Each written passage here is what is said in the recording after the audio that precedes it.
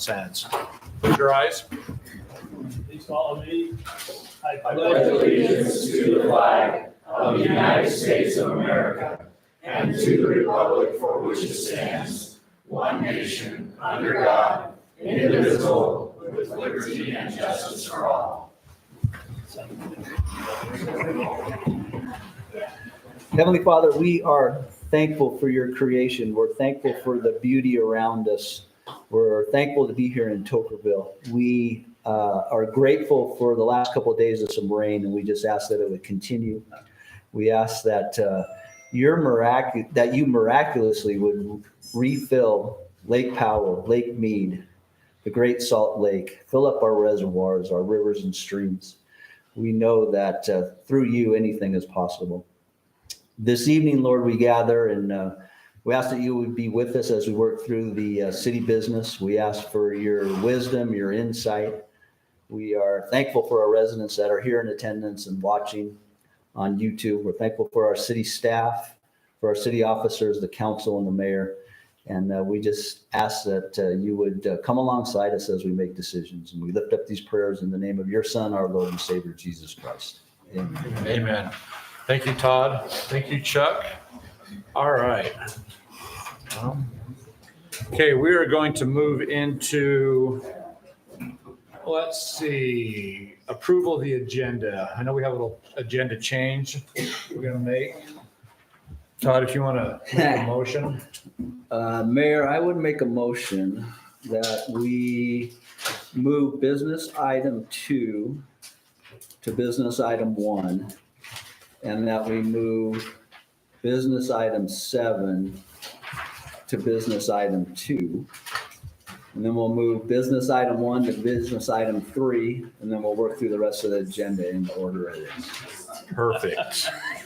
Okay, does that make sense? That was perfect. All Okay. right, I have a motion. Second. I have a second. Any discussion on the agenda? All in favor? Aye. Aye. All right, disclosures and declarations of conflict from anybody, city council or mayor? I have none. Have none. Perfect. We are going to move on. We're getting into our reports. I don't see Ash Creek here this evening, so we're going to move right into Hurricane Do you want to do Valley the Fire District. consent agenda first? Oh, consent agenda. Thank you, Joey, I skipped a line there. All right, review and possible approval of meeting minutes from April 16, 2025, and review and possible approval of city expenditures, March 2024. I have a question on the meeting minutes. So Chuck, were you here? Say again? You were here, correct? I was here when? On the last 16th, meeting? Yeah, he was. Because it says 3-0 and all the things, but then it shows you made a motion, but I can't remember what happened. So I think it did was, Chuck not vote on any of no, I them? think it was just the 3 of us the last meeting. Yeah, I do remember that It was just somebody the- was. Yeah, it was just the 3. Gary left because, Absent, Chuck was absent. You're right, Chuck was. He was So at we- Utah City of the Leagues. Yeah. we need to change the minutes because it shows that he made motions on a couple of them and then it's a 3-0 on all the other ones, which is supposed to be, we just need, if Chuck was Yeah. not here, we need to remove that. So So we need to review the minutes How did you and do it? review the minutes and change the motions from from yeah, Chuck to so I think whoever we it should was. probably just table them. Let's and table. let Yeah, them- let's let them get table them. cleaned Yep, up. So table the minutes. Mayor, I make a motion to table the meeting minutes from April 16th, 2025. Okay, I have a motion to table the minutes. Second. I have a second. All in favor? Aye. Aye. Expenditures. Looks good to me. I didn't see any issues with that. If anybody else doesn't have any discussion items, I'd make a motion to approve the city expenditures for March 2024. Second. I have a motion and a second. Any discussion? This is expenditures. We'll do a roll call vote. Gary, let's start with you.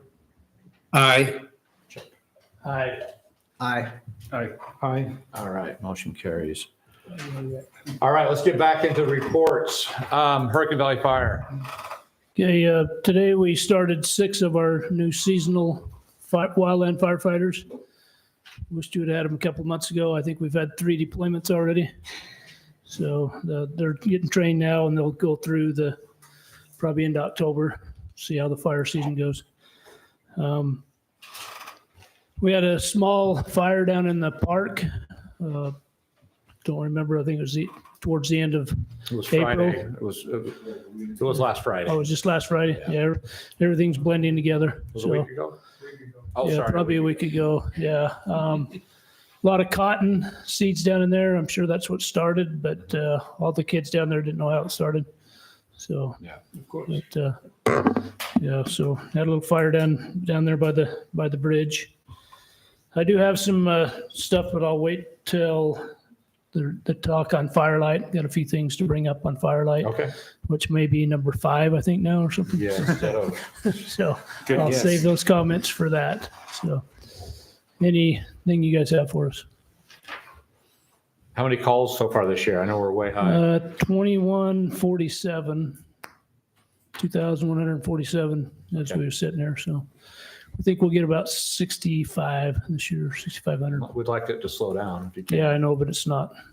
So, Okay. All right, thank you, Merlin.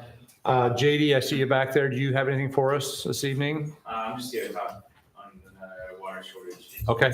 Perfect. I just want to make sure you had anything else. You had your turn, so. Planning and Zoning Commission, Val's not here and Emily's not here, so we're going to move into Darren. Since we have a large agenda, I'm going to be fairly short. One of the things I was going to report on is the water tank, but I feel like JD's better qualified to tell you guys a little bit about how that's coming, the progress and where we're standing on that. Okay, so right now it does have, it can't pass the drop test, hasn't been able to pass the drop test. The current plan is to have divers come in and put caps on the inlet and outlet. And they have a special guy that can go around the tank, see if the sleeves are leaking, if there's anything along the seams anywhere. That's our current goal. They've probably scheduled it out for about 2 weeks is what I've been told. So once we get more information from that, hopefully we'll have a better idea of what the issue is, but other than that's the update I have, so.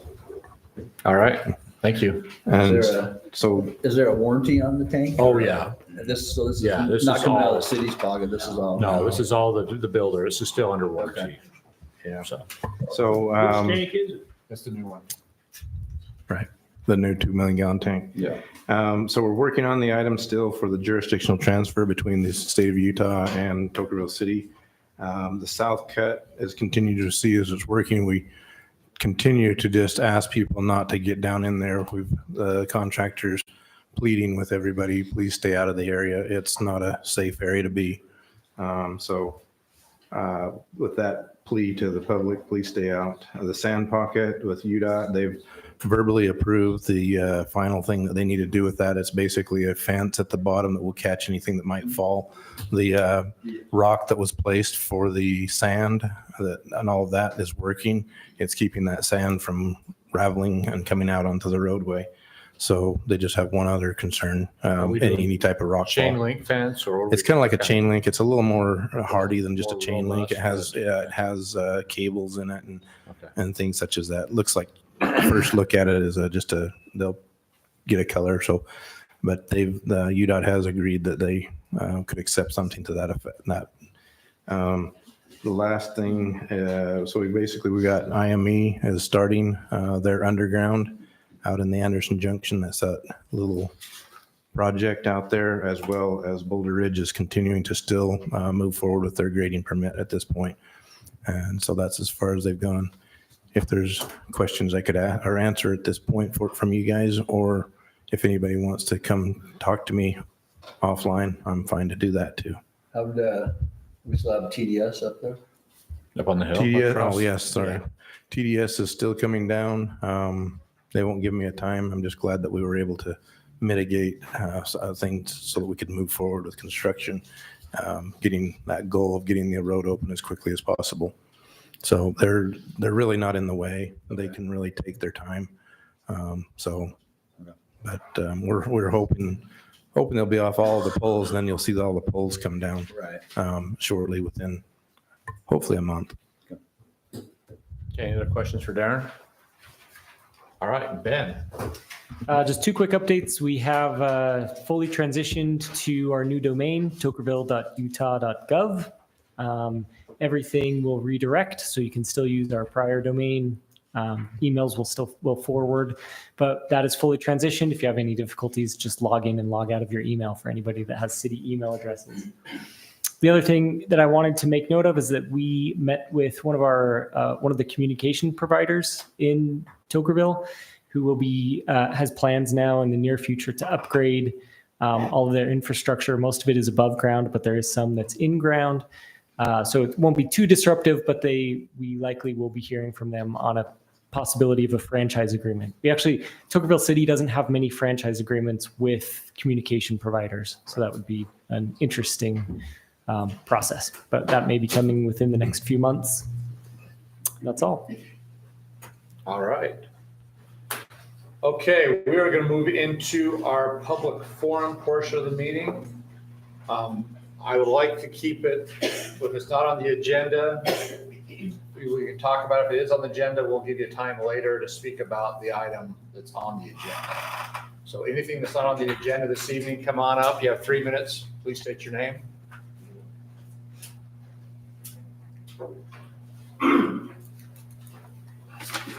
Are these items fine, business items? What's that? We can talk about business items. We will when we get to them on the business time. Also, you want to wait till? Yes. Till 2? Yep. Okay. Yep.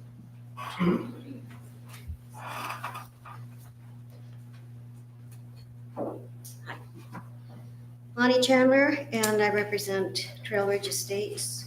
And my subject today is the Interstate Rock Okay, Products. we're moving to that. That is number Number two. 2. So we're going to speak about that. I'll let you get up and Are you talk still about on that. one? We haven't. haven't even got to that yet. We haven't even got to business items. Okay, can you call number 2 when it's ready and I'll come up again? Yeah. Okay, anything other than the Interstate Rock? Okay. So, or anything else? All right, if that's the case, we'll move out of our public forum and move into items, our business items. We're going to start with item 1, which is item 2, which is now item 1. So we're going to discuss possible action on consideration of adopting Resolution 2025 to authorize pursuing the creation of a municipal power department. So who here wants to get up and talk to us about that real quick?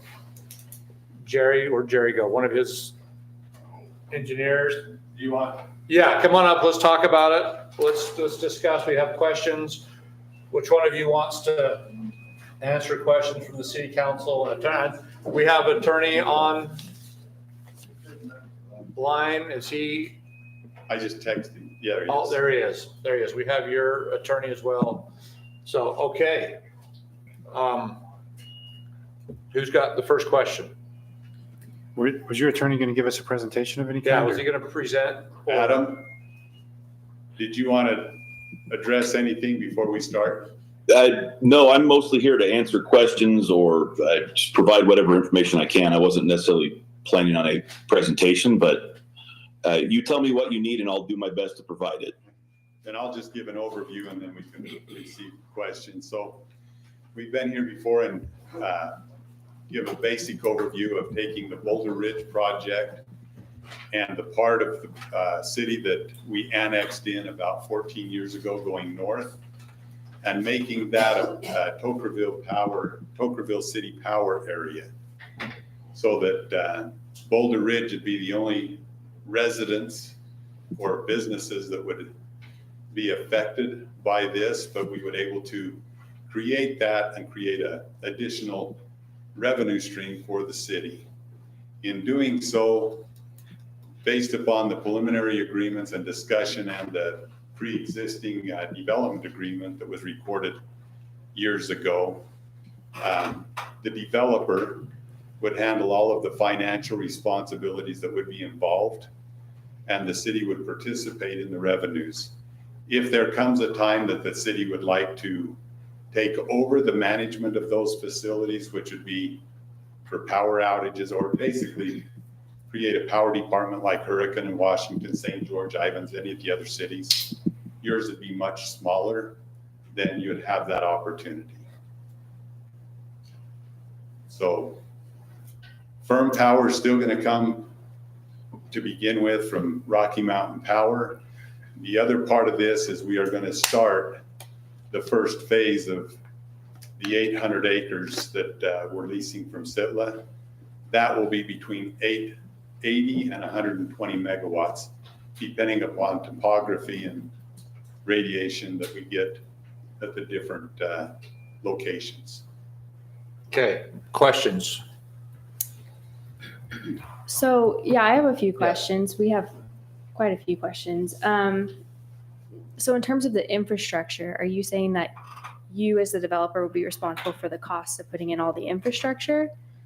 Absolutely. That's how it is with Rocky Mountain Power as it is now.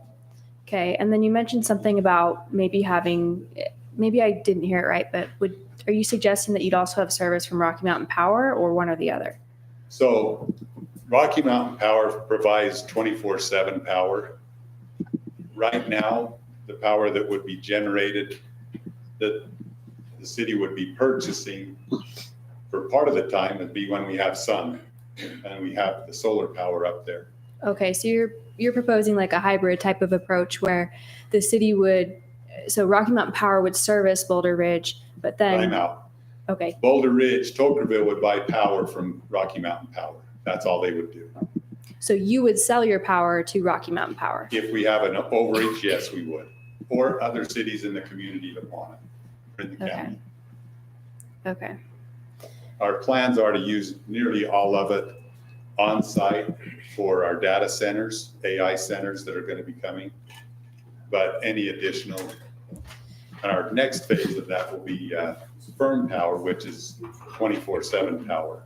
okay. And maybe this is more of a question for your attorney, but help me understand if you're going to be selling your power to Rocky Mountain Power, why the city would need to create a municipal power So, system. and Adam, you can take that. Go ahead.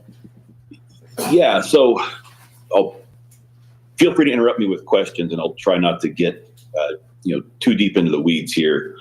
But when we're talking about power providers in the state, we basically have Rocky Mountain Power, which provides power. We're talking retail electric service to most of the state. We have a handful of co-ops, Garcane, Moon Lake, a handful of other ones.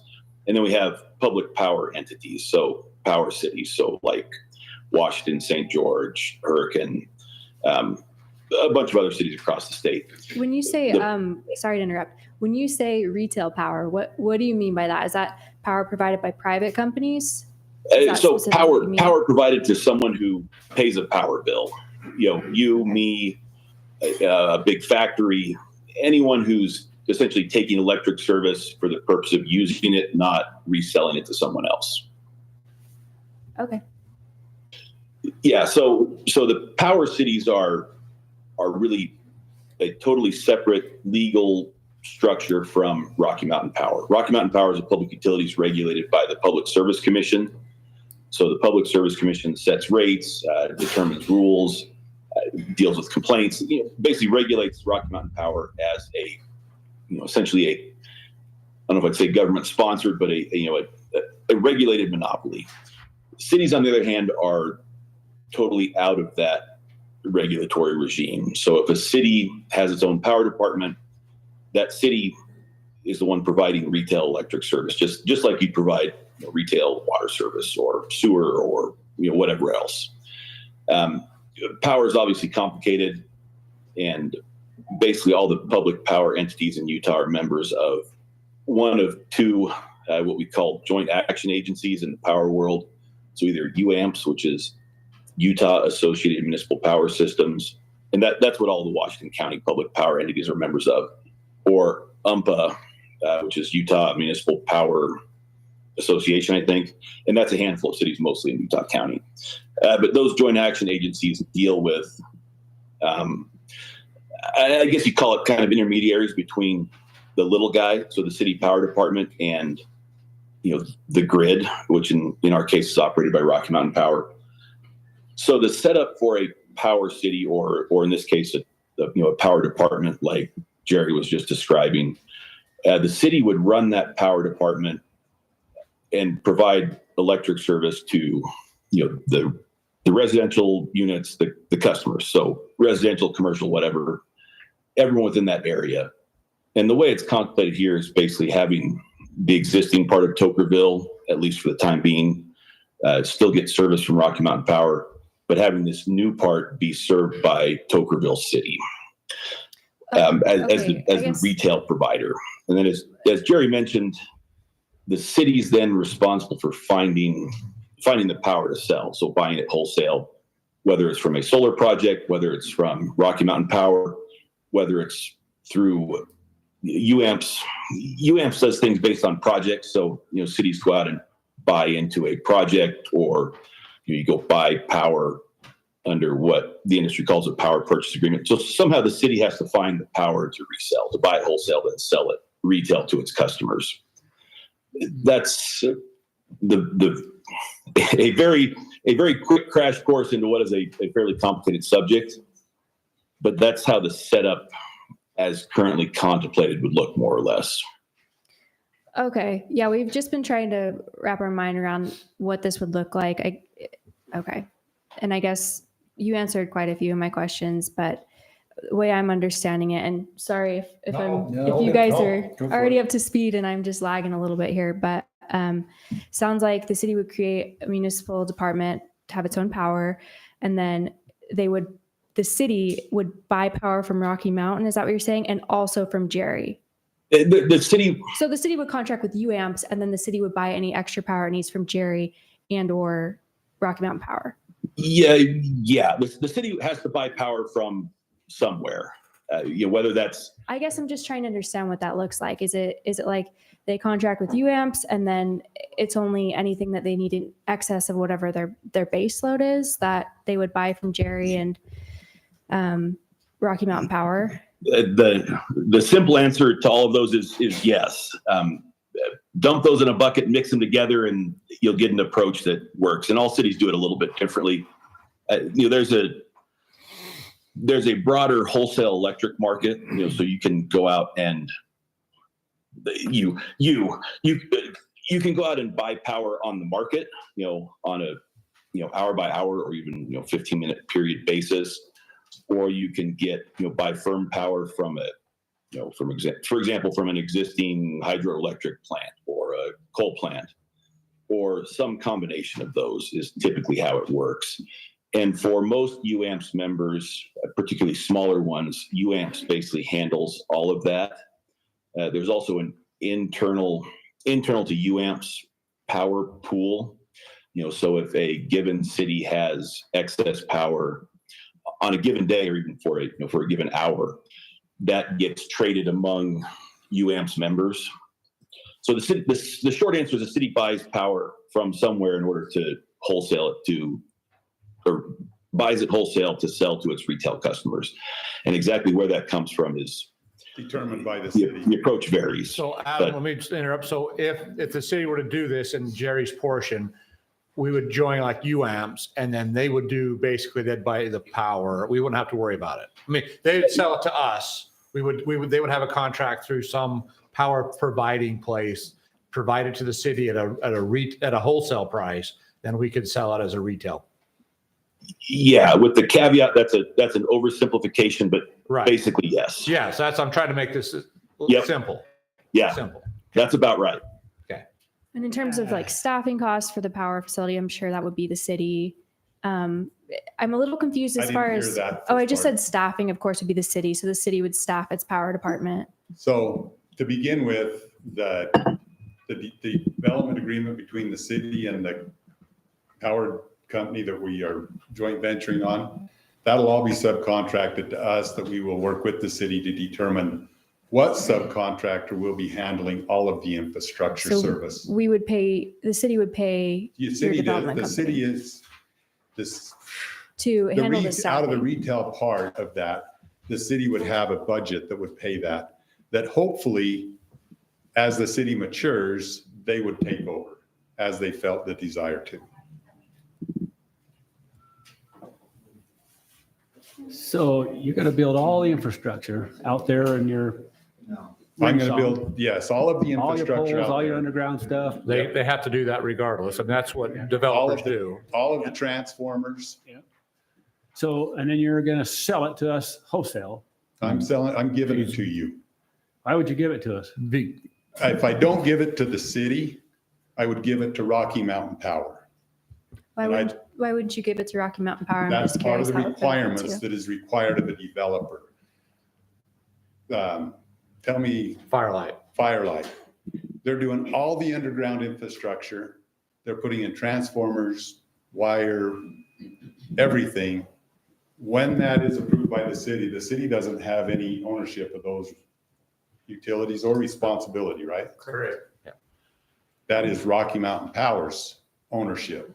Rocky Mountain Power has never reimbursed a developer for anything. So to answer your question, it's very well put. I would rather give it to my neighbors than to give it to them. But you give it to us, it's gonna cost us. How? Well, we have to get. Sounds we like we have to still have to broker pay it. somebody to And staff if it. it's not So- enough Pay- power, So part of we have to buy that, it. yeah, thank you. For part of our agreement with the city is the way our budget looks right now, and I don't know if you've looked at your power bill rate lately, but mine looks at between 12 and 14 cents a kilowatt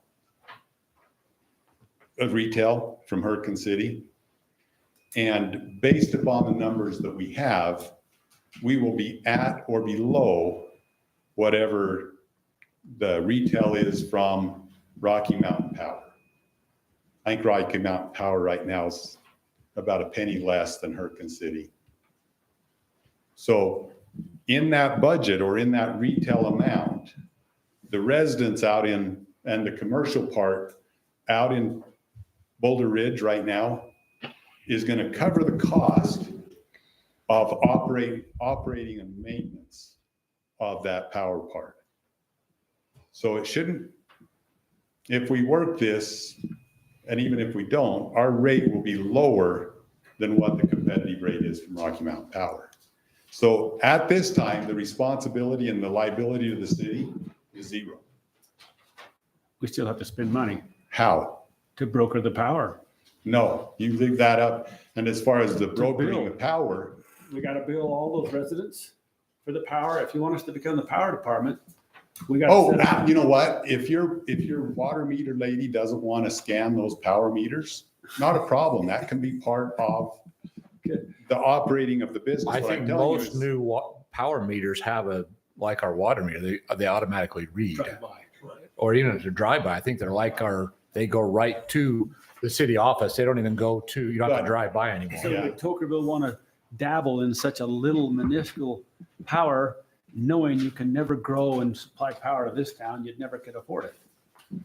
You couldn't take over Rocky Mountain Power stuff, could you? Yeah. Sure you You'd could. have to buy their Take over their lines, infrastructure is what you- you'd have to do. You You buy have the to buy it. infrastructure. That's how Hurricane, Washington, St. George, they've all done that. Well, So actually, we say- talked with the city attorney say for in Hurricane. 5 They years- started as public, so it's easy to start as a public No, power wait, Hurricane company. City didn't. That happened in 1980. Did I misspeak? Okay. Yeah. They Well- bought their infrastructure at the same time it was offered to Laverkin.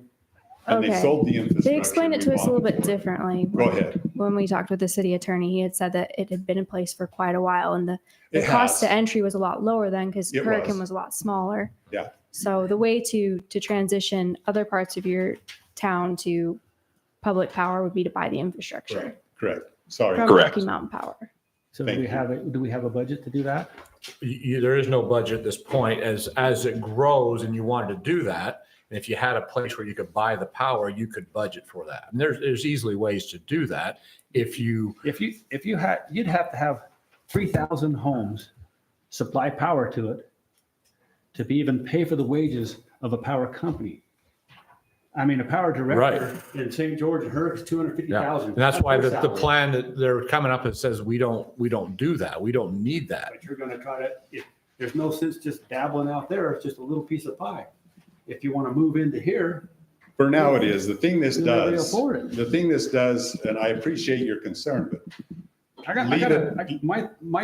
For 3,000 houses, I can only see 1.27 million in cost just in employees, not pickup trucks, not service, not buying the power. And that's an average of $150 a home, which is probably a little high for Toker because it was on gas. That's a little low. You're in the hole so far to even think about this, That's why we're not. as far as. That's why we're not thinking about taking over downtown Tocqueville. This is for one developer and on his land with his solar that they're trying to do, So what do we have to do? It says right here, what do we have to do in the creation of this thing? Pass a Have office resolution, staff? passing a resolution that creates that area. We got to hire staff to do this No, for the power bills? or- Well, No. presumably, if you create a power department, it's not really a power department if it's not staffed and doesn't come to fruition, right? So I think that there is an assumption that you would bring this to fruition and do all the things that you're talking about, staffing and. unless you don't want it.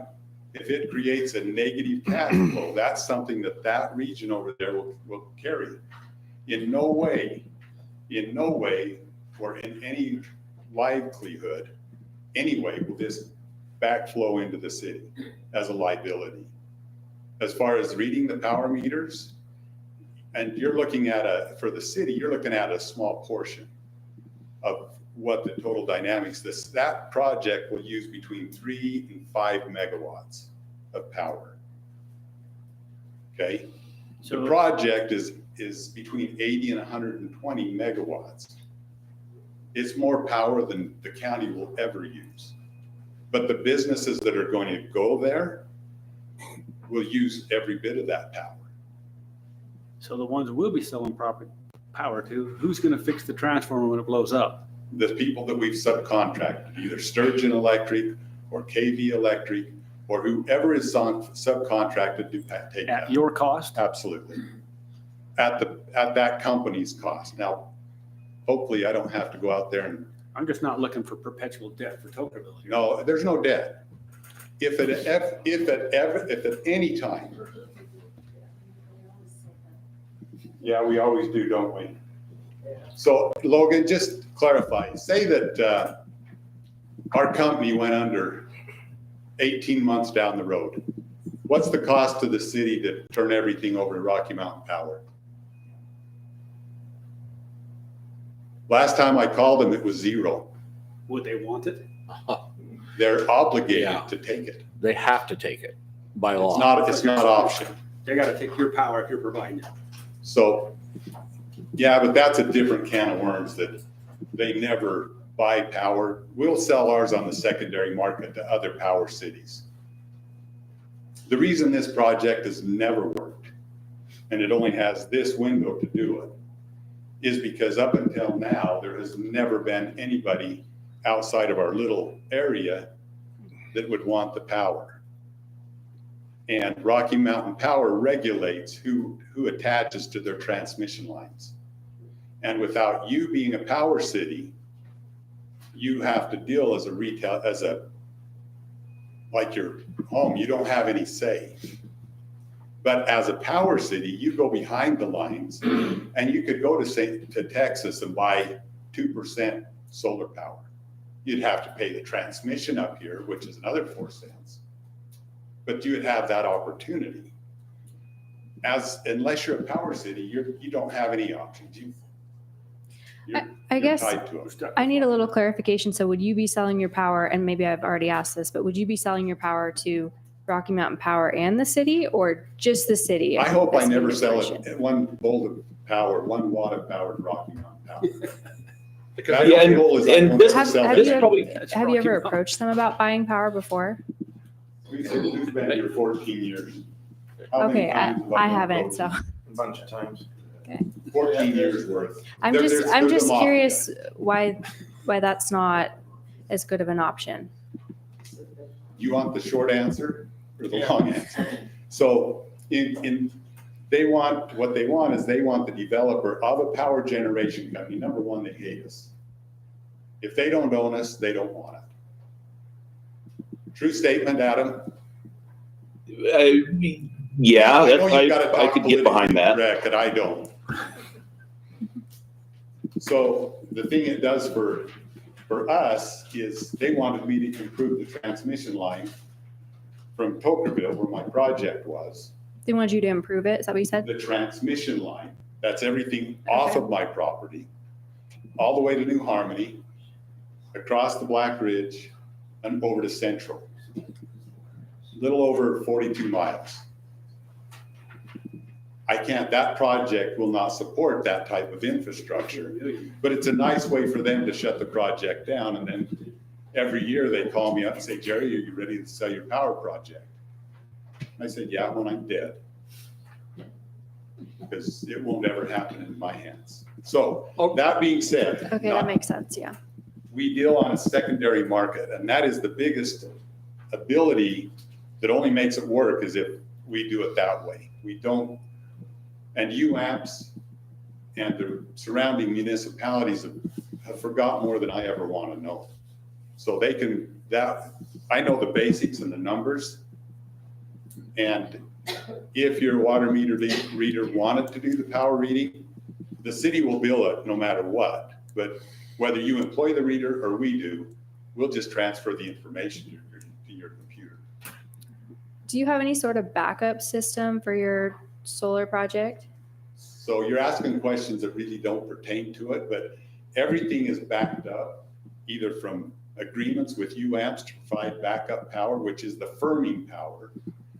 But the biggest thing that this is going to do is if you read any of the articles, we're at the tail end of any power line, either coming from south to central and then up to here, or from Lake Powell, northeast, northwest from there, or from up north. We're at the tail end of everything. And we're first on the line for the rolling blackouts that they're projecting to start happening this summer. By putting this system here, anything that happens north doesn't affect our power generation.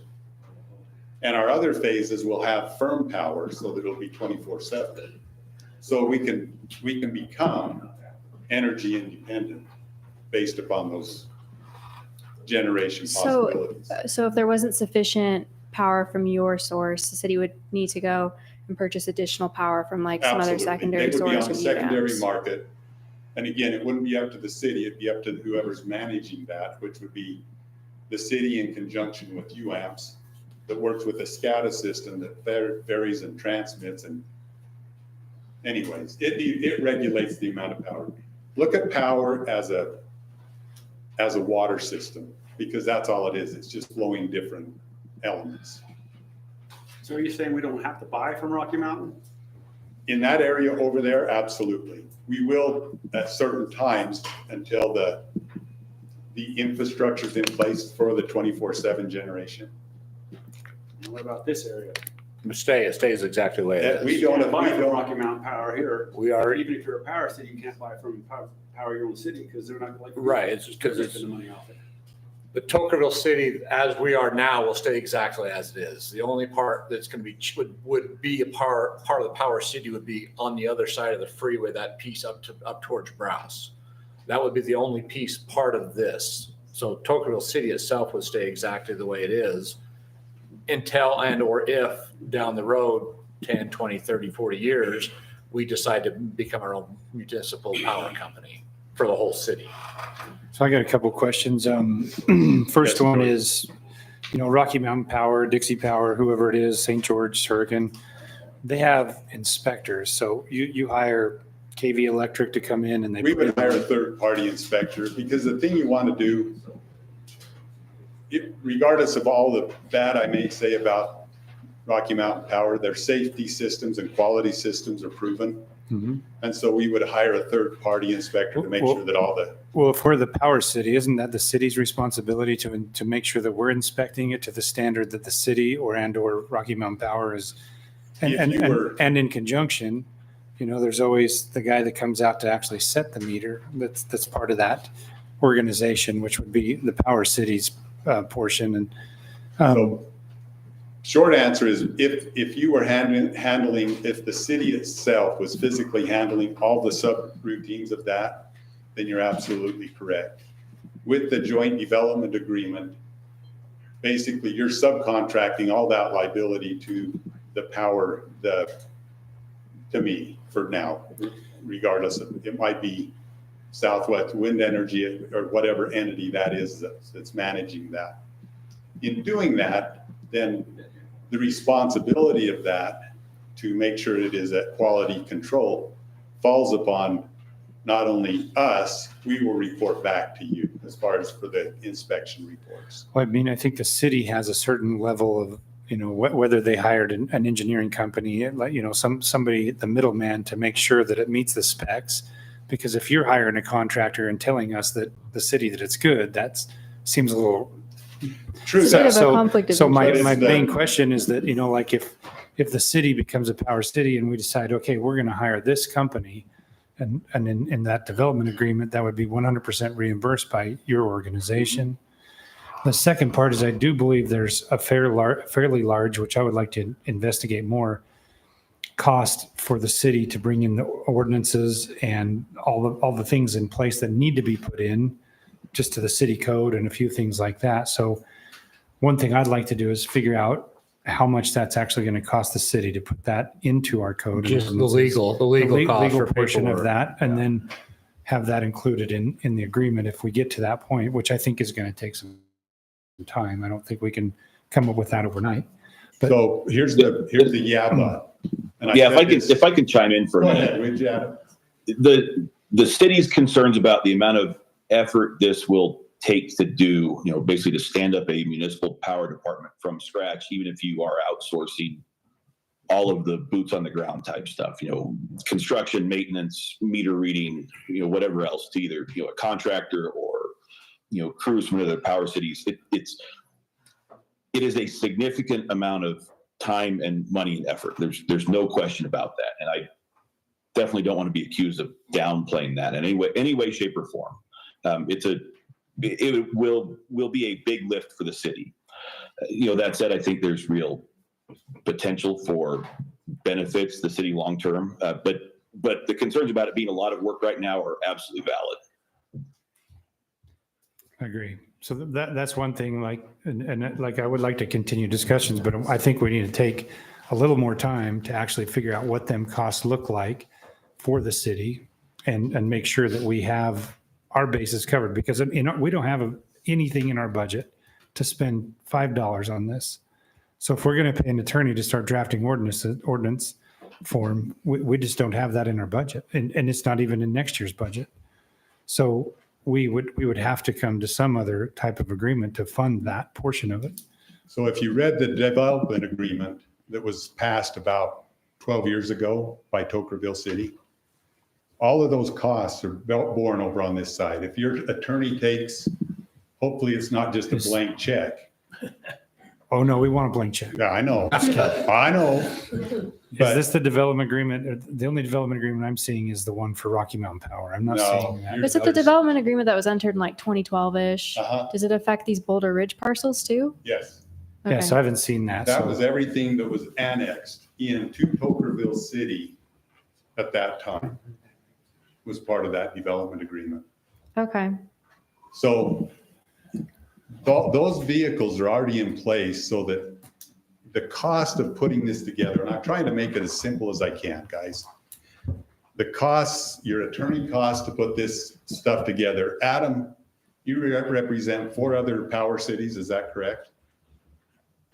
Yeah, we represent a handful to varying degrees. Very good.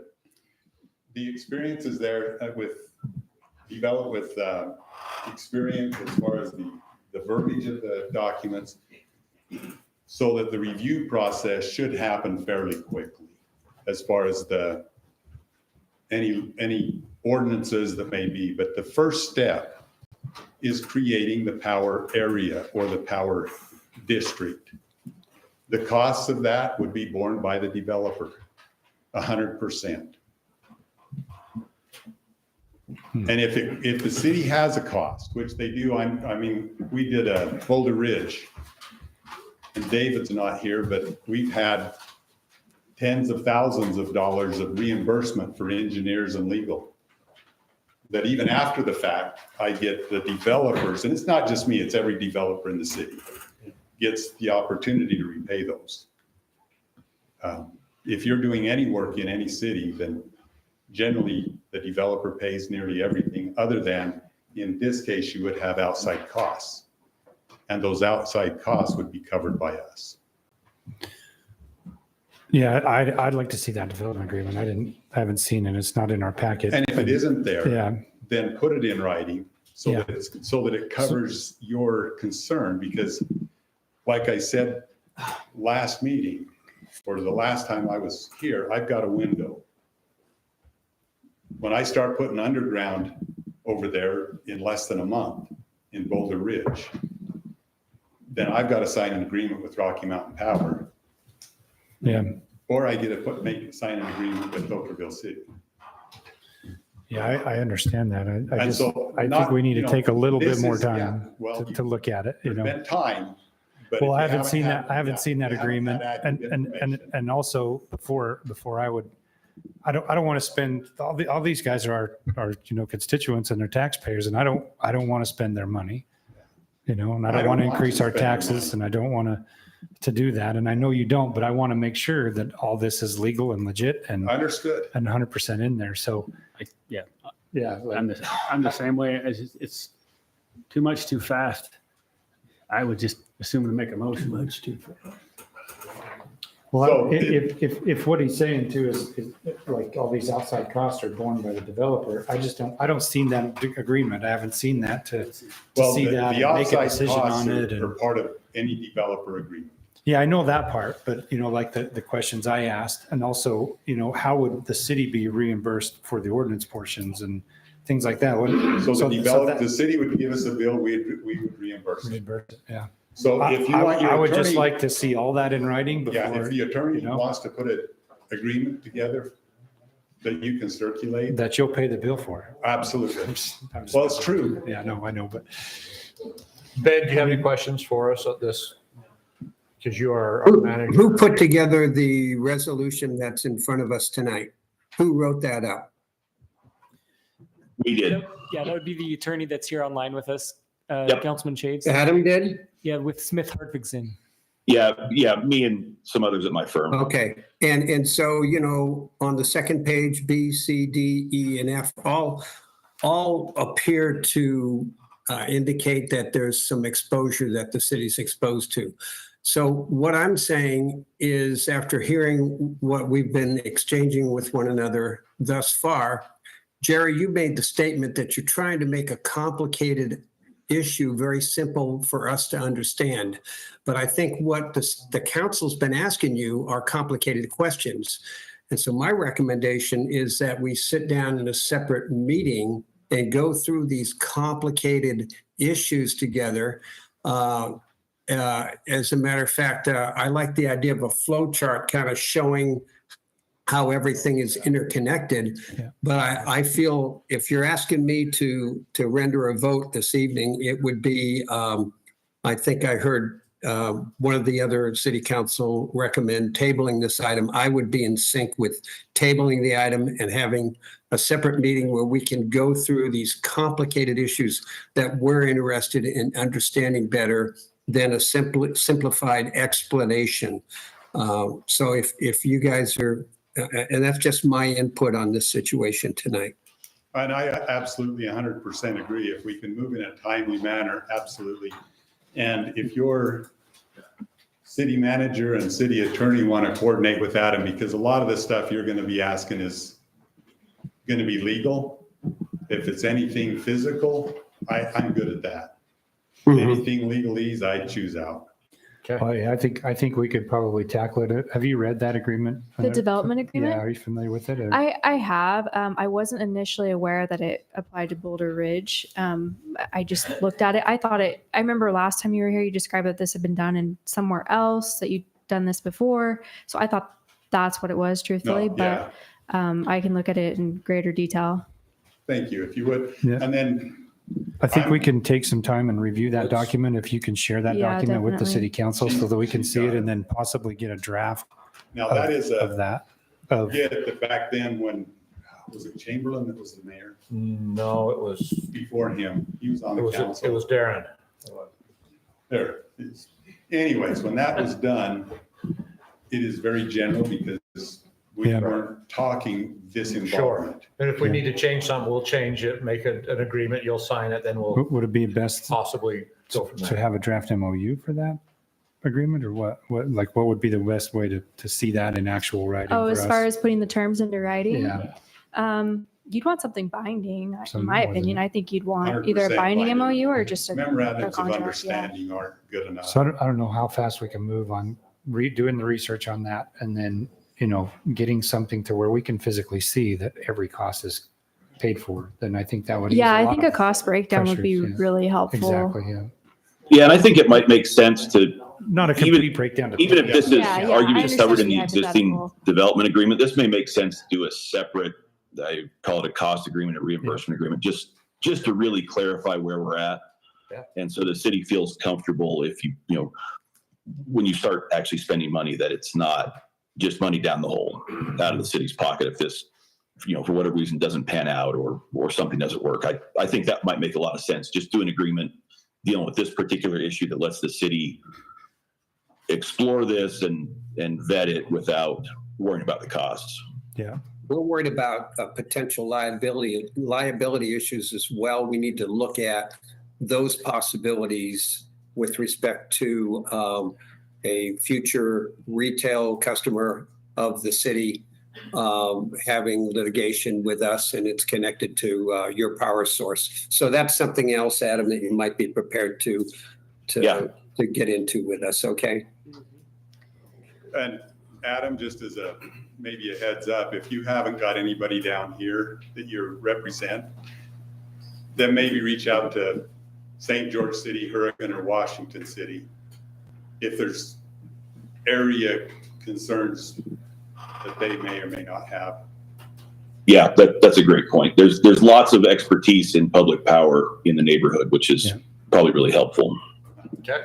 Yeah, so on that note too, because I attended a meeting with Darren and that we sat down with you guys before, and unless I'm mistaken, the cost associated with setting up the administrative and public utility was going to be borne by the city at that meeting, but now you're saying it's going to be borne by you?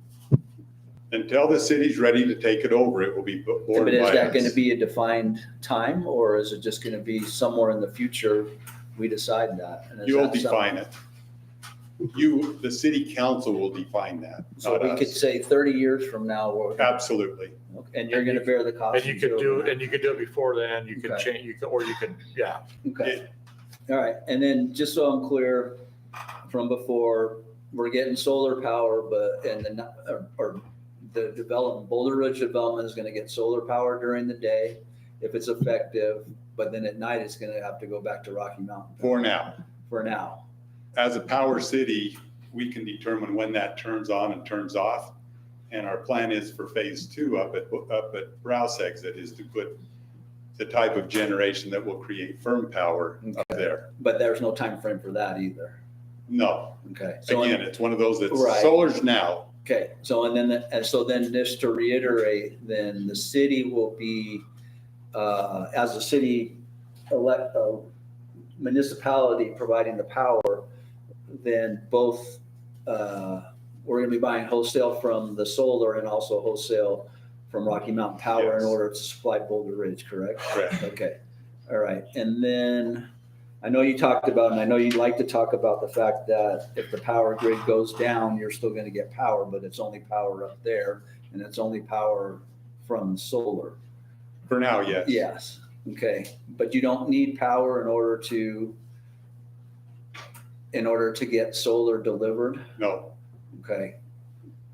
Okay. So like my home, if it had solar, it wouldn't deliver unless I had a battery backup or something to power it, correct? unless you overuse the amperage, you're correct. Okay, all right. Okay. So, so then like with Ben, is there a way for us to somehow quantify what it's gonna cost and to administer a public utility? I think without a lot of experience in the field, it is kind of difficult to establish. And So, the agreement of who's bearing those costs Yeah, would be important. okay, I think if in the agreement that it basically said that the costs are Yeah. bear by them. then Okay. whatever- And just for a little clarification, is you buy the power wholesale, you sell it back to Boulder Ridge as retail. Right. That money in the middle there is what you put in a bank account that pays for your lineman, your whatever it takes. If it's needed in the future. Right, If it's yeah, needed in the future, but in the Right. meantime, it's gonna be bared by exactly. Boulder Ridge. Yeah, between now and the time it's built out, And that's then, 100% and then, covered by us. yeah, and then in previous meetings,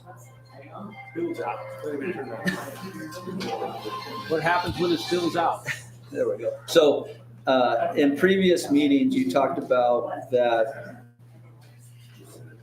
But, I'm trying. no, yeah, So in previous meetings, Jerry, I think you talked about that the city could possibly look at a revenue of somewhere around $150,000. From the first phase, that's correct. Okay. Now, that's not on Boulder Ridge. So, That's on the generation. It's on the Does that make generation. sense?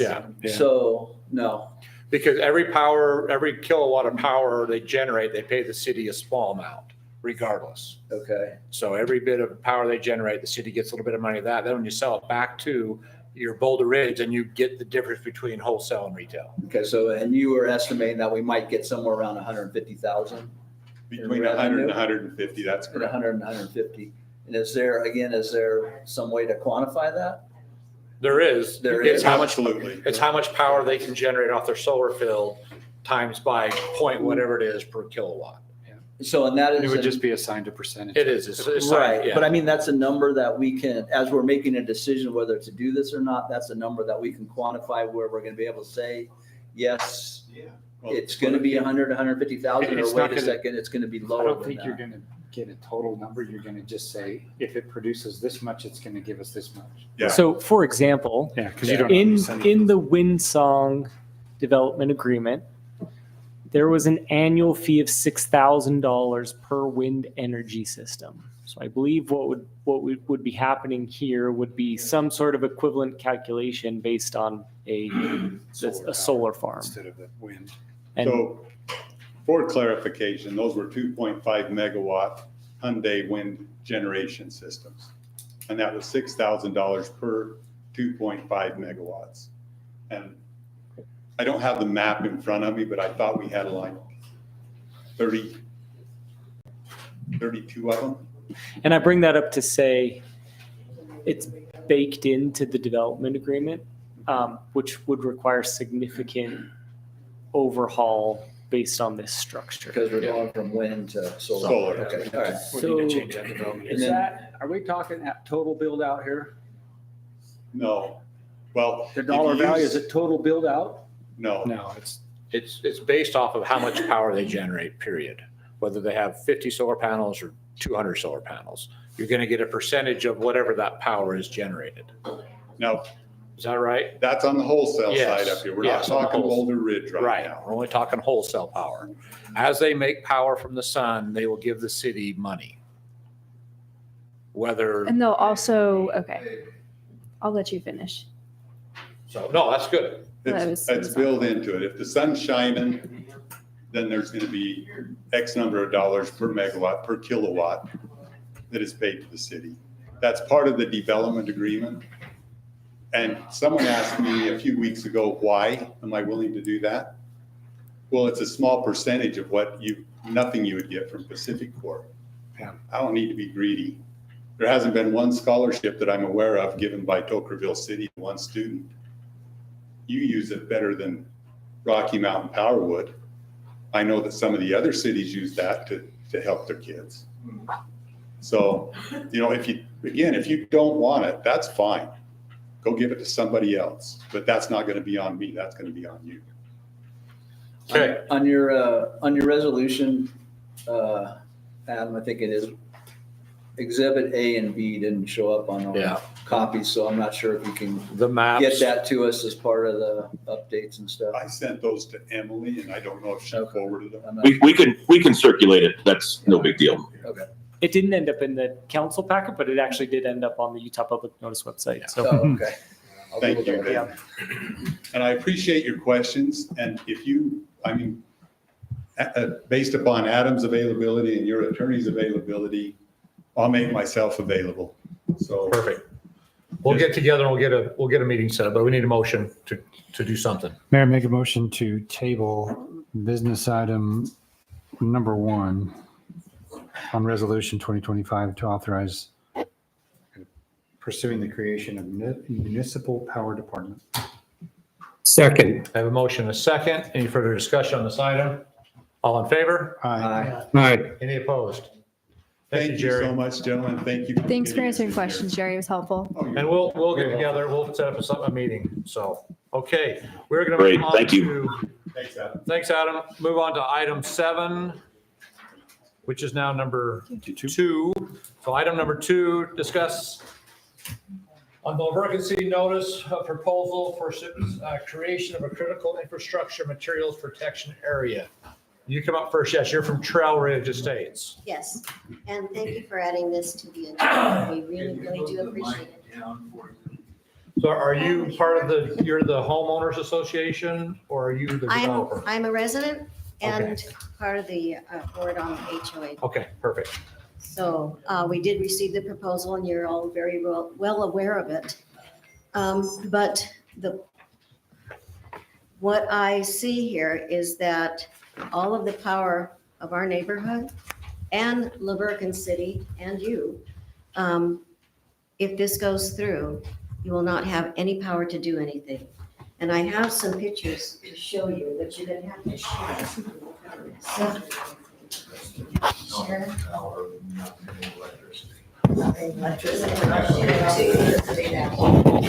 I'll share.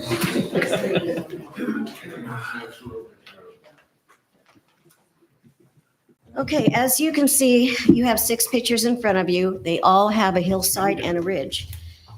Interstate Rock is behind all of that, all of that.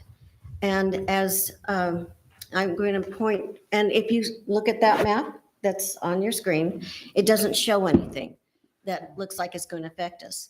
But I'm here to show you that it's going to affect us so much. Our home values are going to drop. And if you're willing I've to, got a question on that. So I don't think your home prices are going to change. And this is because, hey, ho, one person at a time. If you're on the mic, I'm he's on the thing. So just real quick, the gravel pit mining has been there since the 70s. yes, I And understand it's that. always been there. And your homes were built after it's been there. Your Right. home prices were not affected at that time. So how are they going to be affected at this time? One second, at this time, having the gravel pit stay there?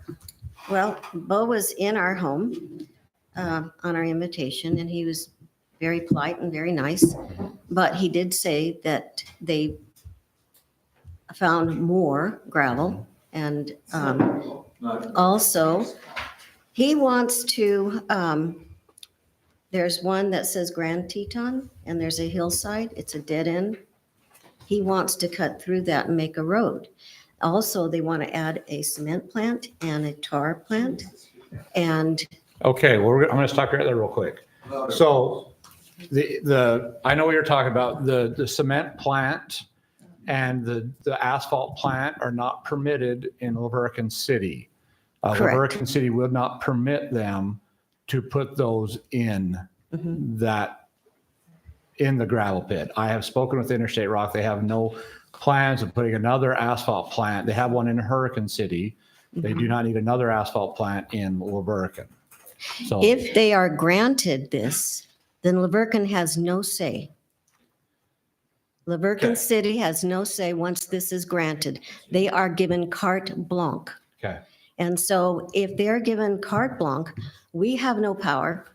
You will lose revenue. We will lose our wonderful little neighborhood. This is, this covers at least 100 homes. Okay, And so- So let's keep going. What else This, we have? you have a park there. It's very nice. Once they start carving that hillside down through the entrance, and you can see the entrance, and then what is surrounding our backyards, that will change us into an industrial area. We will no longer have this nice community that we have. And they can do that because Laverton, the city of Laverton will not have any power to tell them not to do it. Okay. You got any questions so far? This is in effect today that the state of Utah passed this. So we did meet with Derek Emley, and some of my questions he responded to. One is, will the hill bordering the pit and the trail ridge be completely leveled to some elevation as trail ridge or deeper, or will some of the hill remain? His answer is, I asked this for you, but it is not relevant to the critical infrastructure material overlay. It's critical to us. So this is the answer we're getting from Laverton. And you guys are going to pay for it if this goes through. We're going to pay for it if this goes through. And time is of the essence. I'm asking you to help us get this proposal to not go through with this, their proposal. So it's like taking all of the power out of our cities and putting it on Interstate Rock. They need to talk about the basalt. Yeah, basalt. Okay, that's, You can do that. I don't know about the basalt. Okay. But I don't know that they have done a air quality test. We don't know if there's silica. They've got lots of sand, so I don't know what kind of dust we're getting. What we have experienced so far is that they do not water. They do not have a watering truck even on site. The dust comes over. The noise comes over. They start very early in the morning and after hours. And so a couple of instances is that we've had huge boulders, and there's a picture showing you the site. Huge boulders have fallen into our backyards. And they've had to cut a trail, that's the bottom picture on one of those, into the backyard area so that they can collect their boulders. These aren't rocks, these are boulders.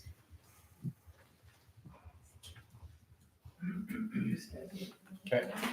So they have already risked, they've already been a hazard. That's true, they've already been a hazard. And on a personal note, they had one of their employees in the backhoe sitting on top of the ridge behind the houses where you see the flowers, the roses. And so the ridge, one of their employees was sitting on top while we were having a gathering at my neighbor's house, the one that's in the picture there.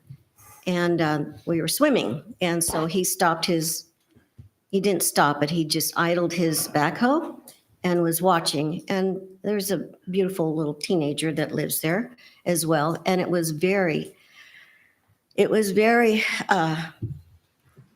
upsetting, very upsetting. I tried to stare him down, but he just wasn't going to move. So it was intrusion into our private little gathering. And he had a front row view.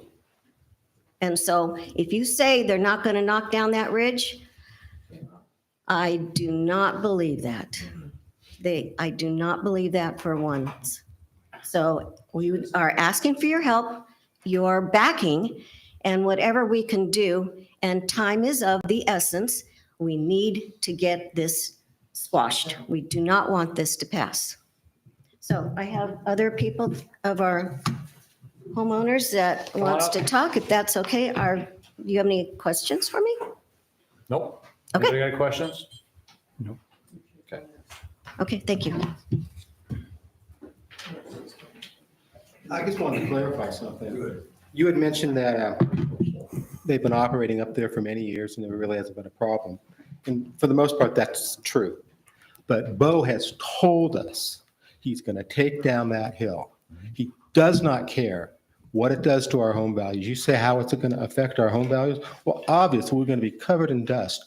He makes no attempt at dust mitigation, period.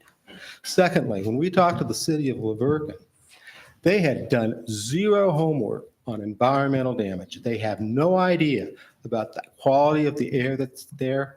They don't know if it's got silicon dioxide in there, which is a carcinogen. Now, it may not, but they don't know it. They've done nothing. So we are looking at a serious situation.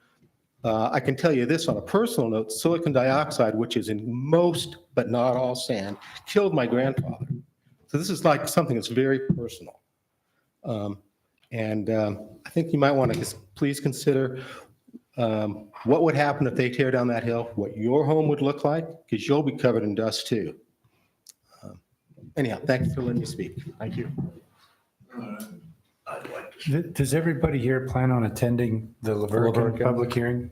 You can't speak at that meeting. We're not You can't residents. speak at that Yeah, meeting. but that's for the city council. That's for the city council meeting. Yeah. But Public the comment. public forum, comment. because you're within the critical infrastructure material protection area, you should be able to speak when it's a hearing on this specific topic. They're talking about the city council meetings where you have to be a resident to speak at the public forum. And Kayla, correct me if I'm wrong. Yeah, I mean, they have some discretion there, but essentially if you're affected, you should be able to speak, but they do have some discretion in limiting it to just their constituents. This was a couple of years ago, but I had somebody from out the area that wanted to speak and you guys said no. I remember sitting in the audience when that happened and the people for Leeds were allowed to speak. No, she. Yeah, she well, was. got She was told allowed to she speak. She had a presentation. And she was Okay, told no, and she couldn't came finish up here and she spoke. So please don't misspeak. She came up with the city council. I was sitting in the back. I wasn't on the council. They let her speak. Okay. What's our next? So do any of you live in Trail I Ridge? do. I live up in Mesa Views, Mesa View, up above TRE. that's up above, okay. So we talked to Bryce Christensen and he gave us a heads up with regard to the driving force. Who's that? He's another excavator. Okay. He's a minor. He does, Excavator. yeah, he's a Yeah. competitor to Interstate Rock. Okay. Yeah, I mean, he's fairly well known in the community. Anyway, so the driving force behind this is basalt. Now, basalt is what they're telling us at the rock company is that there is no other source of basalt that's acceptable within 60 miles of this hill. Okay? And that the only way they're going to be able to get the basalt that they want is to tear down that hill and all of our neighboring, et cetera. And the driving force, like I said, is basalt. All it is black rock. Yep. And they can't get rock black enough without it being there. And, you know, in a state that's nothing but rock, it's kind of hard to believe that they got to tear down our hill in order to get what they need to sell to the people who do yards and lawns and. Actually, that black basalt is the state recommended chip rock to put on chip and seal roads. That is Utah State's recommended rock to put on the road. So, just so you know, it's not landscaping rock. It goes on the chip and seal. So So this, so the state of Utah has decided that that's it. yes, And the state of Utah meaning whom? Utah State Department of Transportation. Okay. So and that's neither here nor there. That's not just black rock. It's not just decorative. There is a reason to have it. So, Okay.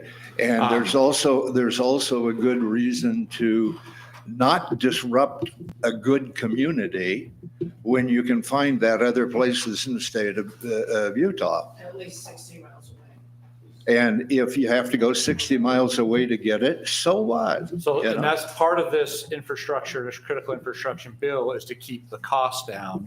You're not trucking everything into the area. You use the natural resources you have in your area to keep the costs down. For whom? For everybody who needs asphalt, curb, gutter, concrete, sand, gravel. Not in my backyard. But Get it somewhere else. That's, Our Valley. so Let's put it in your backyard. How you like it. I hear what you're saying and I understand, but I do. You guys have, your houses are already built. Your asphalt is already made. Your concrete is already laid. All of that stuff most likely came out of that pit. Maybe. So, well, there's no maybe, there's a big definite, most of that probably, they make road base there, they make gravel there, they make sand for mortar, they make concrete sand there. They make a lot of stuff that we use every day in our communities. If you start having to truck that in from 60 to 100 miles away, everything goes up. The city needs to buy concrete to fix something, now we pay more money because we're having to truck stuff into. These are exact reasons why the state says we want to protect our critical infrastructure. So I'm just letting you know. So you're that's the speaking reason. about money, not the quality of Well, life. you are speaking about money because you're saying my property values are going to go down. So if you want to bring up money, I will bring up money. Okay, so listen, as far as I'm concerned, I'm through, and I think you, sir, are incredibly biased. I am. And I'm not biased. I'm not interested in your opinion. Okay. Okay? And that's that for me. Well, let's go off. And I'm also, We don't- let's talk about. so if I might say, I'm also quite interested in approaching this from a legal aspect. And I'm perfectly willing, I have money, and a lot of us have money. I'm perfectly willing to put the money up in order to bring legal action in order to stop this crap. Okay? Right. There's one And- thing you could maybe do with the money is approach interstate and buy the land. True. Do they own the So- land? I got they own. some They own the questions land. for everybody, just to Joey, try go to ahead. kind of like, So what I'm we interested can't, in. what I want to know, and I asked this question, is like, why is this on our agenda? Because what I found out before is that at April 30th, or was that the date? I thought that we was- can't, yeah. we can't submit any more letters or documents to Written comments, yeah. written comments to the city. So, we want to help support you guys or figure out an amicable solution, but we can't submit a letter to them because that portion's already closed. So, I mean, we could maybe make a phone call, we can talk to the city, but what is it that you would, like, our hands are almost as tight as much as your guys is in this All right, situation. my Because request- it's out of our, just let me finish, it's outside of our city limit boundaries. And so we're not the ones holding the public hearing on it. So I would love to know what you guys think we can do to help. Why is it called Tokerville then?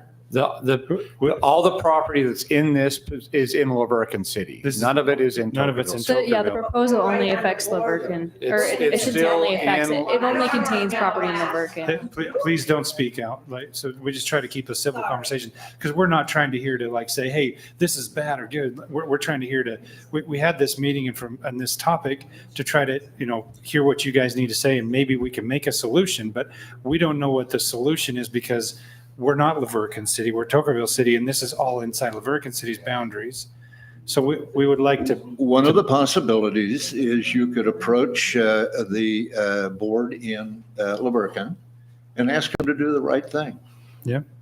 Now, none of you should be opposed to that, and each one of you could certainly take that stand if in fact you think that's appropriate. Unless your mind's already made up. So let me speak for a little bit, if you don't mind. So I live up there at Mesa View, so I'm concerned as all you are, and I appreciate you guys coming.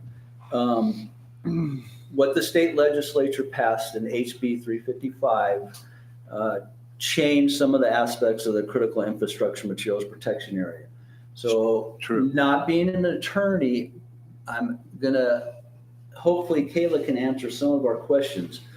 So let me start with just what are the concerns of our residents are. I know you guys have talked about it. I understand it too. We're concerned with the health and the noise and the dust. We're concerned with possibly the decrease in our property values. We're concerned that there is a conjecture that there might be an asphalt plant in there. So that's a conjecture too that could be happening. We're concerned that there might be a 24-hour a day operation. We're also concerned with the lighting and dark sky, with the lights that might be affected right there. Those are the things that I think that are some of the major concerns. If you read what has come out by the state and signed by the governor, it does allow the concrete mining and it does allow the asphalt Well, big plants. plants. So it does allow them to do that. So those are some of the current concerns that we have here. Some of the other stuff, I understand the hillsides coming down and I don't know exactly. I mean, I agree with the mayor on that aspect, the fact that Interstate Rock was there way before these developments. So that's their land and that's what they can do. I'm more concerned with these other items here and an asphalt plant being up there. I'm not sure what we could do about the hillsides coming down and stuff. One of the other things that is important, I think, is there is a developer up there and part of that development agreement is the secondary access to TRE and Mesa Views. So, and that's part of the secondary access supposedly to go through Interstate Rock onto Main Street and the Birkin. So I'm not sure if any of this critical infrastructure is going to affect the ability to use that secondary access. So that's something else that's important.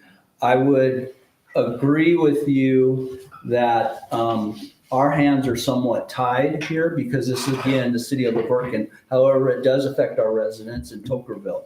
So,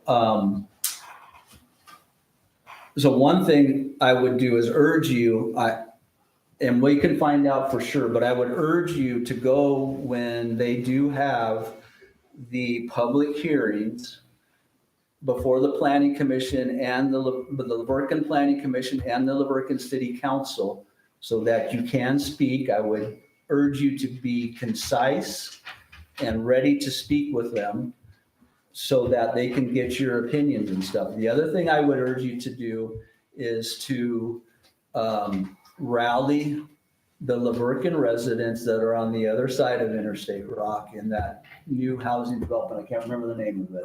Cottonwood Hall. Cottonwood Hall. So, And make sure that they're aware of that. they're aware of it because originally that's where their plant was. Okay, yeah. And So- the plan is, the ultimate plan, just so you know, when they're done with this, they're going to put homes on it. Yep.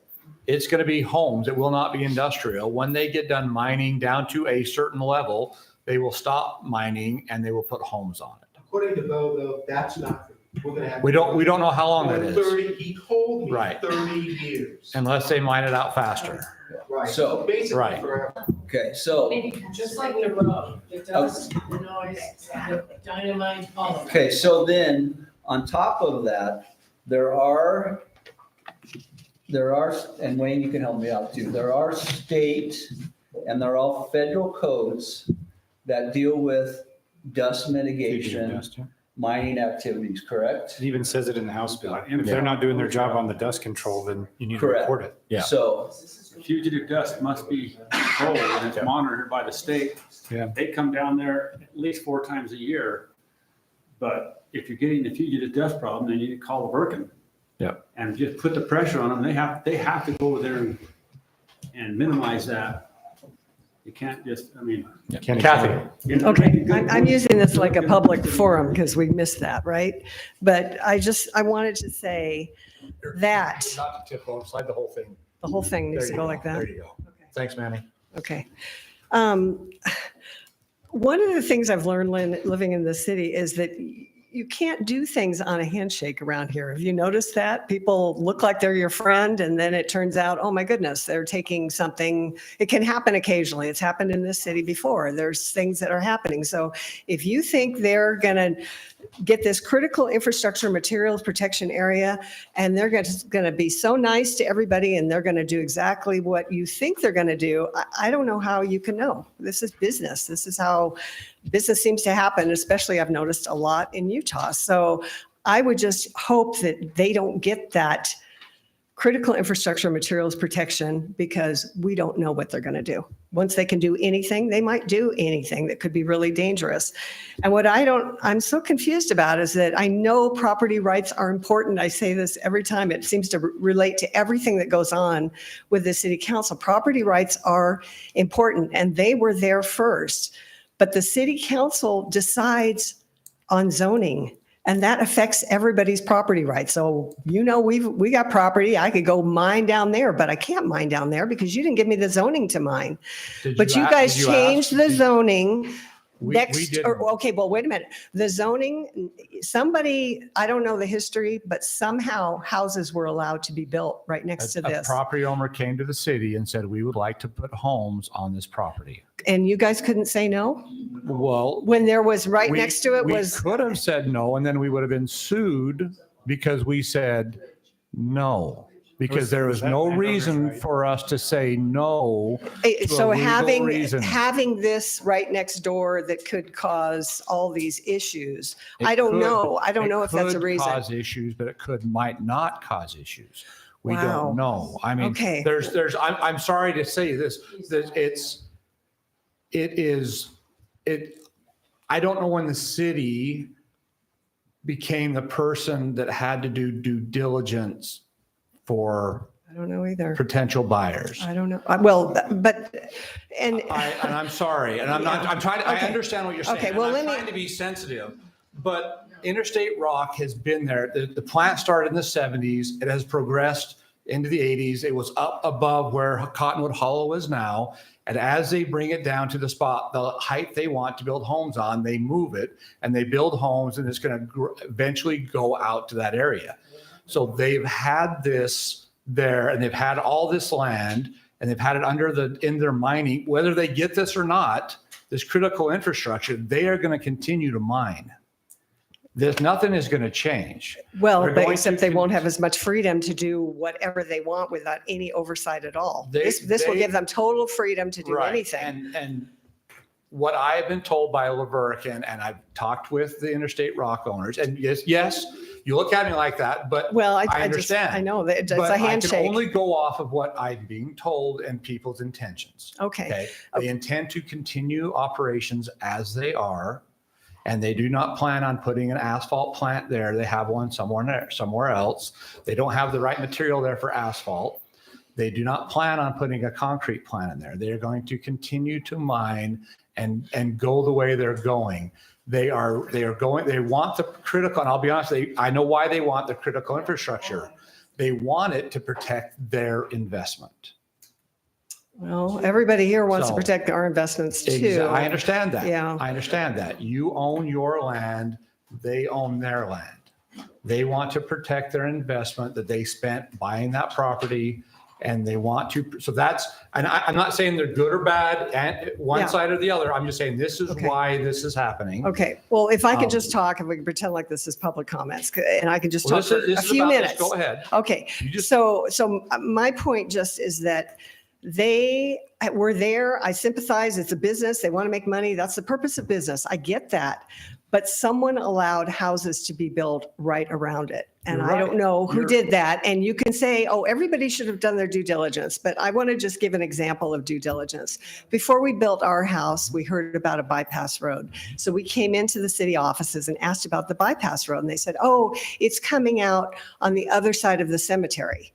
The other side of the cemetery. That's not where it came out. So we did our due diligence. It didn't pay off. I don't Well- have any idea what every person here did, but I'm guessing they couldn't even see this. And you count on a city to kind of look out for you. And I'm not blaming you. Most of you weren't even there. Most of you probably didn't know. But at this point, it's there. This is a problem. And you guys really need to represent the city of Tokerville with Lavercan, because even if we can speak, what do they care? We can't vote them out. They don't care. But we really need you to stand up for our property values and our health. And I think this can impact us that way. Yeah. So thank you. Okay, thank you. Anybody else? It's anything different, same, what are we? No. Oh, go ahead. I'm gonna be brief. Brian McNary, TRE. Hey, a couple of things I want to touch on nobody mentioned. So that critical infrastructure, the new amendment, it really does give them carte blanche. And nobody, and we know they're not going to enforce anything. A bunch of dust comes rolling over that. Nobody's going to enforce that. We're going to pick up the phone and call Laverkin. Laverkin's going to go like this. And we all know how that's going to go. And I want to say it's zoned heavy industrial, which I think that wrecking yard of Ballard's is heavy industrial. So I go down there, sneak down there to the throat of this thing, and I see this giant pile of junk down there. And it starts dawning on me. I'm like thinking, could they just like junk that whole area? If it's heavy industrial, I don't know. And I was going to look up the zoning for that. So we got that eyesore to deal with. And I want to mention one other thing. The Strattons, the owners of Interstate Rock, are related to several of the people in city government at Laverkin. I mean, several of them. So I'm a little concerned about how credible the decisions are going to be coming out of Laverkin that these people are not co-opted in. So I'm bothered by that.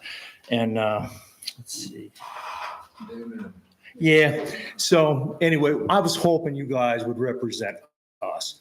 I'm not, I don't care about the history of that. We saw that little mom and pop gravel pit and we weren't worried about it. We did our due diligence. We saw a mom and pop gravel pit that said Laverkin Sand and Gravel. We weren't too worried about it. I didn't know that Interstate owned 200 acres back there and they were just going to level everything. And I'm sick of listening to machinery.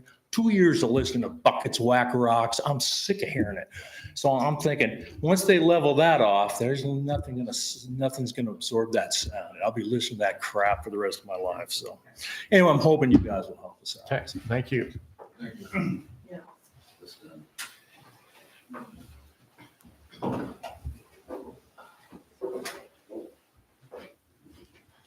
Thank you. My name's Corey Bott. I live at 191 East Grand Teton Street. And my house and my neighbor right directly across will be the most affected by this because if you drop a pebble over my fence, I'm on their property, okay? It would be my request, and understanding whatever Laverkin and Interstate Rock does is everybody's asking for your support, but is out of our control here. Every dime that Interstate Rock turns, the revenue goes to Laverkin. It would take them about a day and a half to cut a road down, put the road through, and run 30 and 40 ton trucks right in front of my house. That's our city. That's our city revenues that have to maintain those roads. And we're not going to get a nickel of whatever Interstate Rock does. It would be my proposal, if that happens, to ask the city to put weight restrictions on our roads and our bridges to control what those guys do. Absolutely. Excuse me, I got allergies really absolutely. bad. So that would be my request as the homeowner next door. Yep. Thank you. Have a picture Absolutely. of that site that he's talking about. They know. Yeah. Todd knows where I live. Thank you. Thanks, Corey. Thank you. Okay, well, thank you. We're going to move on. We have Before we move on there, do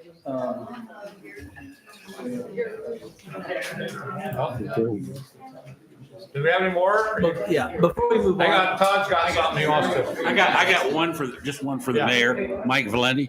Yeah. You don't go on Facebook on Tokerville citizens I don't Facebook.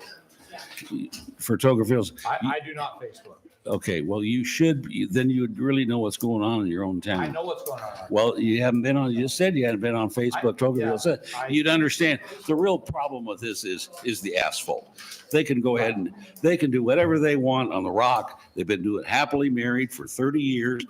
Why do they want, it's the asphalt. And I got that from, I knew you weren't on it because I had a big article in there on the devaluation of property values. I appreciate it. I saw that. I saw that in the comments too on, Oh, on okay. the article. All right. So.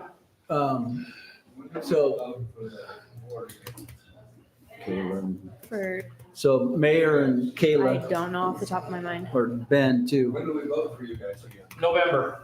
November. Thank you. Thank you. So Kayla, Mayor, Ben, council, would the council ascertain possibly writing some sort of letter from the whole of us in some way, to the Berkin mayor and council, some way expressing our desire that, I'm not sure if we can prevent the critical infrastructure being passed. I But would- is there a way that we could possibly write a letter, not wanting an asphalt plan, not wanting something to that effect? I'm not sure what I'm trying to say. That we do not want, we would not be in favor of asphalt plants. Right. Yeah. Concrete Or plants. concrete Yeah. batch plants. And they need to try to get their hours down to something that's more manageable for city. Standard That's good, hour that's good use, and too. I would like that put in the letter about dust control. Yeah, that'd be great. Yeah. Can we do that? Yeah, And hearing what citizens are saying here, I think it's important, like, what action can the city take? What Right. can we take toward, as Tokerville City? And I think Right. that if the council gave direction to staff to draft such a letter, we could then ratify it in the next meeting, assuming that Laverkin isn't moving forward with their public hearings prior to that. That would be a reasonable process. yeah, I have agree with no that. problem with that I agree. whatsoever. Yeah, and I would frame it as, propose conditions to mitigate some of the adverse effects that this will potentially have on Tokerville residents. That's how I would frame it. And then I just say to anybody that's still here, even if you're not allowed to speak in the public forum, show up anyways, because there's something to be said about public clamor and everybody showing up for a cause. I think it definitely means something. Is there anything we can do to enforce the arrestment of that fugitive dust? Because it is horrible. Yeah, I think My guess is that would be more of like a complaint If the driven city basis. So like the complained to people the- that are having those Into issues OSHA. complaining. yeah. Or Laverkin's responsibility to do that, or the citizens. Well, we could, I think as a city affecting our citizens, we could report that to LaBerkin on behalf of Tokerville City. And if we had to go Pictures, beyond that, we pictures of could. the dust are great because it's like, Go one step like ahead. Yeah, it's unavoidable, right? Like, Once if they're not doing once that, they then come take out pictures and make do sure it's that, recorded. They'll keep coming back. If they get complaints and you got the right person, they'll come out Right. and they'll fine them. Yep. And they'll fine them until they get them in compliance. Not saying they'll stay in compliance all the time, but that's. And that is regulated by the state too. So we have to go Exactly. straight to the Division of Air Quality. Regulated hard by the state. Yeah. You just, one call later, show on there, there the next day. And there with their rule. Yeah, I have no problem with the letter. If you guys are agreeing, we could write a letter to LaBerkin City saying these are our concerns from Tokerville City. And our We can residents. And our help- residents. Yeah. And Tokerville City residents, TRE residents, Cholla Creek residents, all of them. So absolutely. One other action that we could take. Yeah, Yeah, it what's- would be public information. Absolutely. One other action that we could take on behalf of the citizens of that area would be to install an air quality meter. They're pretty inexpensive that measure the particulates in the air. And that would create some objective Absolutely. tool that we could say, that we have one here at the city office. We can Right. install one there and then you have something to measure it Yeah, against. so we are part of the Southern Utah Air Quality Coalition. I actually go to meetings every month about Okay. that.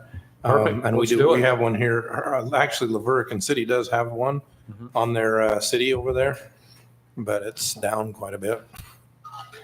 Well, let's put one up there towards Grand Teton Road and let's just check the, Move it wherever the closest construction is. Yeah, I'm sure that one of the. As long as it's in residents- Tokerville 'cause City, I'm we sure sure- it does take a power source, so. let's keep it in Tokerville. Yeah. So, Oh, yeah. okay. All right. I just want to say one thing, the fact that it's tucked back there, Mhm. I hardly really knew it was there. Yeah. And that's the part that I have an argument with. It's like, it's beautiful to drive through Tokerville. As you come up, welcome to Tokerville. And you have that hill right there and those houses that are right there.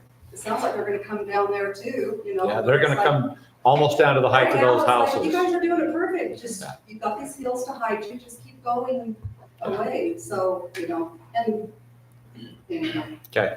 Well, I understand. Good job until They do that on they want purpose. you that- more. They hide it the for as last long as thing- they The can. last thing you'll see is the machinery and, they'll bring that down just as slow as they have to do that really. So, yeah.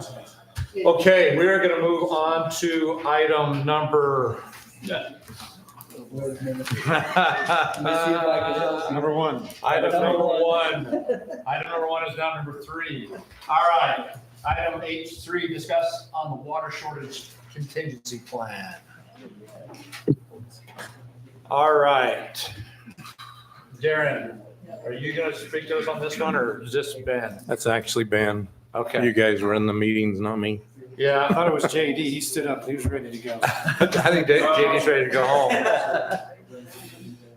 Yeah. This is our plan or this is the Washington County? the So district's? this is the Water Conservancy Right. District. And we just approved one. Yeah, last this is the one that you guys approved. Okay. In the AAC meeting. No, I mean, the Tocqueville City, we had a water contingency plan. Did we just? So we had a water No. conservation plan. Water conservation. Okay. It's not the same thing. Okay. This is the water contingency plan, and this is where the Conservancy District is establishing drought stages. And this is based on a number of factors. Let me pull up my notes here. So This is the whole chart, the green, the red, the yellow, the orange. yeah, chart. exactly. So stage Yeah. 1, 2, 3, 4, Yeah. they've estimated how many times in the last 30 years we've been at each stage. As development continues, that kind of it gets easier to get into those future stages. The one that I would focus on is stage 2 of the drought contingency. And because as far as I can tell, that appears the stage that we would enter, could potentially enter this summer, given the level of snowpack, that sort of thing, the reservoir levels. A few things that I would comment on this. This has been in development for quite some time. The administrative advisory committee to the board for the recommended adoption of this. Since that time, there's been a bit of public clamor or concerns regarding this plan. And so the district is actually the district board would have considered it on the 5th in their meeting, but it wasn't on the agenda. So I think we're kind of meeting back together as cities of the RWSA to come up with a plan that's maybe a little bit more easier to digest. I think I wanted to just provide this current plan, what it means, basically what it would mean in order to go into this stage 2. The target, the big number is 20%. So we'd reduce 20%. And that 20%, as far as I can tell, hasn't been defined. Is that just the last year? Is it cumulative? Is it a 5-year rolling average that's kind of undefined? So that's one of the holes that I see. And it's pretty aggressive. So if this plan was adopted, cities of the RWSA would have to come up with their own plan or adopt this plan of how to cut 20%. This includes not watering ornamental yards, which is defined as front yards. There would be no pool permits issued, so you couldn't issue a pool permit. There's a number of things that get pretty aggressive as you move up in these stages. However, if we have another winter, if next year's winter is similar to this year's winter, they have projected what the Sand Hollow Reservoir would look like, the amount of shrinkage over that time, because these are essentially batteries. We're drawing down the power with each season that we have a dry year. So that said, my presentation on this looks a little bit differently than I anticipated because the district pulled the plug on this. And we will be meeting and we'll be talking about this again in the future, but I think it's important that everybody be aware, especially the city council, that we will likely be entering some form of formal drought stage. As to what happens in that's kind of still to be determined in the next little bit. So happy to answer any questions about this. It's not an easy conversation because I think the elephant in the room always, and I think we can just confront this, is how can we limit people from watering their lawns while continuing to issue building permits and allow, and it's a very complex, there's economic reasons, there's a lot to it, but I mean, some of these concerns that the public has when we have these conversations are valid, and I think it's important to recognize that. That said, home building is an economic engine in the county. And I think it's important to recognize that. The other thing that I would mention is the ultra water UWE. What does it stand for? Ultra water efficiency. Efficiency standards. Thank you, JD. have been adopted. So they were actually adopted by the board of the Conservancy District in their last meeting this week. That only applies to retail customers of the district, new retail customers of the district. And it gets really aggressive. Their plan calls for 0.39 acres per residential unit. I think Is it's it 3.9 or 4.9? 3.9. Wow, they've And I changed it think again. currently it's 5.9. 5.9. And like the one thing that stood out to me the most is that no lawns will be permitted. So any development where the Conservancy District is serving new residential connections. So that doesn't apply anywhere in Tokerville, right? Because, one example may be like Solera, where the Conservancy District may provide water. There will be no grass. There will be no private pools. It's getting really aggressive as to cutting back on water on future development. So just something to keep in mind. There's definitely more to come on this, but I think it'd be interesting if there were any questions or discussions that we wanted to have about as we look to drought planning, because we're kind of approaching that quickly, and what it would look like if the city by this summer had to make a 20% reduction in water use. And I want to appreciate JD for coming, because, the city is a significant water user, and we would have to make a plan for how we as a city reduce by 20%. Yeah. So, Yeah, ball fields, cemetery, parks, so get a little bit brown. yep. Well, not to negate the concerns that we have for the future, but let's keep in mind over the last 2 years, the city has already reduced by 29% our conservation. And also the water conservation plan that we just approved in March.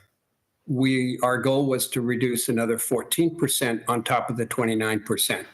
So I don't know why, how much more they can squeeze out of the city. And the other thing I'm concerned about, I see here on one of the slides, looks like slide 19, it says the cities may opt out, but will receive reduced deliveries. Shortages need to be shared equitably. So if we don't opt into this, it looks like they're saying, well, you're in it anyway. And so I don't know why we have to go ahead and, create this for Tokerville until such time as the water district decides they're just going to do it anyway. Number one. So the second thing that we need to keep in mind is, we have half-acre lots and acre lots, more so than most other communities in southern Utah. And to tell somebody that you're at a stage where you have to water with a drip system or only once a week with a garden hose is not reasonable with residents that have large trees that are going to die as a result of that type of program. So I guess my question, and let me go on to the next concern that I have, is when we went through the water conservation plan, it showed and illustrated that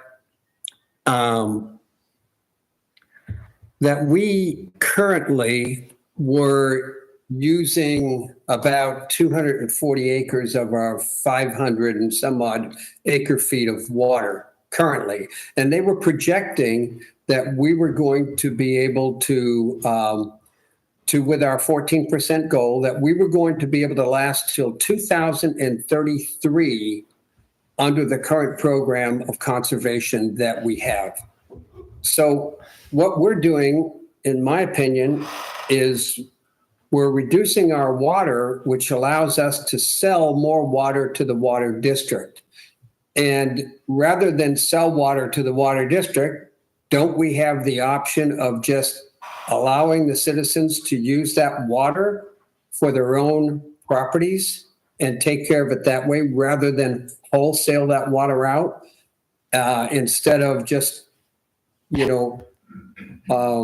allowing the citizens to maintain the goal of 14% and not forcing people to use a garden hose to water their yards once a week? that have been established in this town for a number of years. So that's what I'm concerned about. Yeah, let them increase rates if that's what they want to do. But I guess the answer I'm looking for, we have water rights for 538 acre feet. We're using 243 now. It tells me that we have enough water to the year 2033. So why are we having to bind ourselves into an agreement that the other cities that don't have acre feet of water that need the water district for all their needs, why are we obligating ourselves to that same scenario? Good point. Number one, Anderson Junction is water that we purchase from the district, that whole area. And then the other fact is we are a member of that RWSA. Yeah. So, if when they came in and signed that agreement, I don't know how many years ago that was, many years ago, they basically stated, hey, we want to be part of the RWSA. So those two things, but you are correct, Gary. We do have our water rights, which we are not using all of them right now. It's just like you're saying, what year that is, and per our plan that we adopted back in March, we're probably right online to be something to that effect. We can continue. All the water that we're feeding to the 2 million gallon tank is our water right. We're not supplying that tank with anything from the district. Those water rights are ours. So, but we need to talk about, because the water rights, the water district does have water rights for the irrigation company, and they feed that irrigation company with their water right. So there is that element of that, and I don't know the devil's in the details there, but. You're talking TS. Yeah, and I don't, on that conservation plan that we were involved in and voted for, I don't know if they included the TSWS acre feet of water or not. No, we did not. Because it appeared to me that they had mentioned it and had brought it into play several times into that proposal, and yet I'm looking at what's going to happen when the reuse water plant is in place in a year or so, okay, which is way before 2033. We've got all that irrigation water that's going to be, all the culinary water that's going to go in and replace the water that we're currently using for irrigation. And I haven't seen anything where anything has included the projections that we expect from the reuse program. Yeah, and we're still working those details out about with the TSWS possibly becoming Tocqueville City's system, so, or portions thereof. So that's still, like I said, devil's in the details there. So I don't agree with the extremes that were mentioned by the city manager. They were, we're going to have a lot of people in the town coming to our meetings to complain about enforcement and complain about the fact that they don't want to comply or be fined or pay higher rates or whatever the case may be. So my position on this is we're in the regional water supply. We may be able to opt out, and if we opt out, they're still going to reduce the deliveries to us. And I say, we'll take that option rather than sign up for what I see in front of me. That's my recommendation. Councilman Shiggs, I just want to clarify, I'm not advocating for this water conservation plan. No, I didn't say that. Yeah. Okay, just wanted to make sure. I was simply trying to present what was the plan that was created. So. Gotcha. Well, who decides it's stage 2? The level on that. It's a magical formula created by the Conservancy District based on soil saturation, it's based on reservoir levels, it's based on supply, it's based on snowpack, population. It's kind of a demand and source availability. Well, there's a couple other terms too. One is called non-essential. Okay. And I don't know when they use the term non-essential properties or whatever, I don't know at what level, what they're defining that as. And also low water use projects. How do you define that word as well? The water use projects was related, was that high water use projects? These are the projects in the county that would be over 3 million gallons per year. So these are large things like data centers was one of the things that was mentioned. Basically these projects that just require a significant amount of water. And those are approved by administratively by the AAC with the Conservancy District. And what about the definition for non-essential? I'd have to look at that one. Yeah. And what scares me is the word data center that you just brought up based upon our conversation earlier about a power supply company. Data centers were discussed at length in this meeting. And I know that there's, I don't know who the entity is, but they've approached multiple municipalities in the county. They haven't, nobody's asked me that I'm aware of at this point. But the water usage is substantial in a lot of these. And it's an industry that I'm not familiar with, but I know that a number of cities have declined the project application as it was presented to them. So due to the water usage. You know what bothers me about this thing is stage 2 ornamental lawn irrigation prohibited. So stage 2, I lose all my lawns, they die. But yet the golf courses survive. And I could care less about people playing golf. And I could care less about all the people moving here wanting to drink water and trying to take that right that I have away from me. That's affecting the way I live. At stage 2, offering this, but taking away this is ridiculous. Just put a golf hole in your front yard and put a flag in it. The goal here is to make everybody desert landscape. This is the goal of the Conservancy District in my mind here, except golf courses with the big elaborate water things and Hurricane Copper Rock and all these splash pads. But they take away the one thing that makes Tocqueville beautiful in stage 2. Because that happens, people aren't going to try to nurse that back to health after 4 months of dead.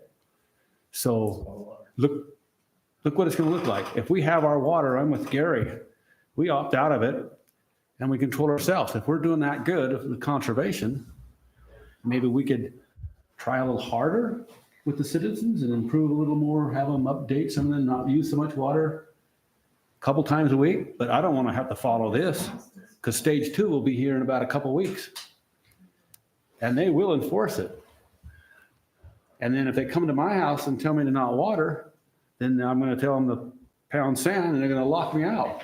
And then I'm going to cut that lock and they're going to tell me to pound sand again. And I'm going to tell them to pound sand because it's not right. I'm not going to put up with that.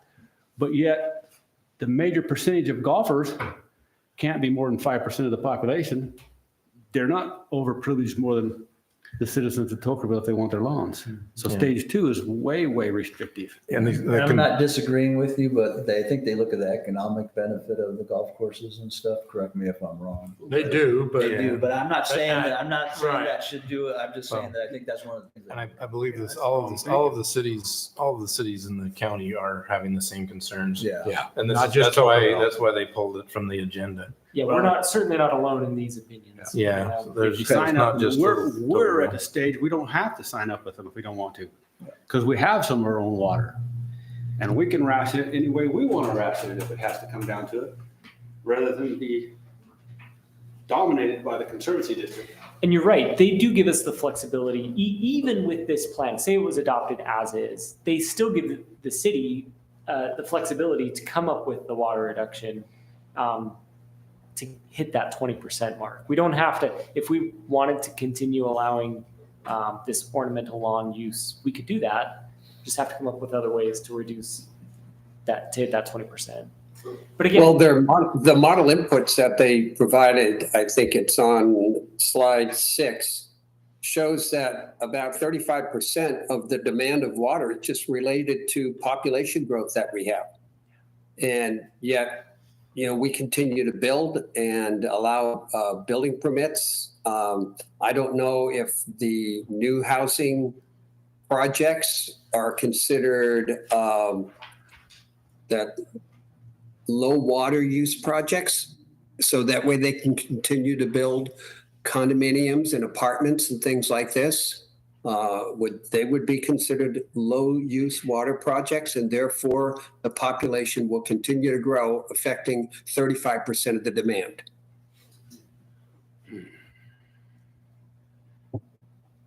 Yeah, I appreciate Gary brings up a lot of good points. This is applying to culinary water, or is it part of the TSWS also? It's all water. One water. I mean, yeah, with the exception of like private water systems. Right. So, you know, they would be the ones in the county. That would be the only exception to this. So like I believe Laverkins, correct me if I'm wrong, is a private water system. Yes, Leeds is, for sure. That's LDWA. Leeds, Apple Valley. How about like, Laverkin. how about like Anderson Junction on the well? Wow, that's Yeah, there's that well out there, but yeah, but that's that's a whole, that's an Just interesting. asking. And with this program, are we ever going to fill that water tank that we just bought? Or is that just going to be sitting there empty? it's already full. It's full, but it's leaking. I understand that, but I don't know if we're going to have a full tank, and I don't know how much water is going to drain into that reservoir when it comes in either. So I agree that we have to be careful, but I don't want to get locked into this. Does, if we were to adopt this, who does the enforcement? Is So the it, cities would be responsible for enforcement. so regardless if we You're go, volunteer? no, but what I'm saying is if we, not adopt this, regardless, we're gonna be enforcing it one way or another, correct? You know what I'm saying? I'm not sure I understand. Well, if we approve this, does the city have to enforce it, or is the water district gonna send out people? City. City would, if you. Okay, so if we don't adopt it, the city's still gonna have to do an enforcement mechanism for whatever we do adopt. Yeah, based upon our If we conservation adopted plan that something we else, the approved in city is March. still gonna require Right. to come up with some mechanism of enforcement. Which one of you dare come to my house? I'm coming over. I'm just trying to, yeah, well, shut your water off. how are you gonna enforce stage 2 measures, car washing 1 time per week? Or- Ben and I talked about that. I mean, you can go to Tag and Go or Duck, Yeah, Quack Quack, or whatever it is, and you can go through 10 times, unless they're gonna take your license plate down and yeah, say, or you you've go already to been here Tag and this Go, week. and then you go You go to. to- there, and then you exactly. go there. Yeah. And if you go to, What about our parks? It doesn't say anything about parks in here. It does. It's part of the 20% reduction as a city. So Municipal- when do we have to actually take action on this if we needed to? No?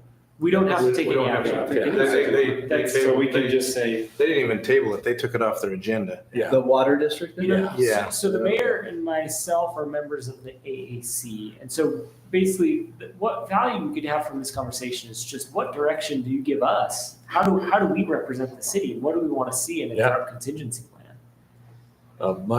Yeah. Tell them to flip the golf courses and residential, and we might be okay. Let the golf course go great. Yeah, golf courses can go dormant over the summer or whatever, just enough to keep them from dying completely and turn brown before the citizens have to turn off the water to their homes, their grass. And if I you don't know, wanna has talk about anyone volunteer- driven to the airport lately and look at what's going on both sides of the road? And yet we don't have water. Todd, didn't you ask for that to be fixed today? What's that? You asked God to fill our reservoir. I did. Let's hope. Let's keep praying for that, right? Yeah. Everybody pray. Yep. Okay, so I think Ben and I will have some direction. We know we can really bring up some shortfalls in this plan, so, and concerns. If you guys have any, write them down, email them to Ben, we'll take them to the next meeting. And Well, Mayor, could we just not adopt the plan?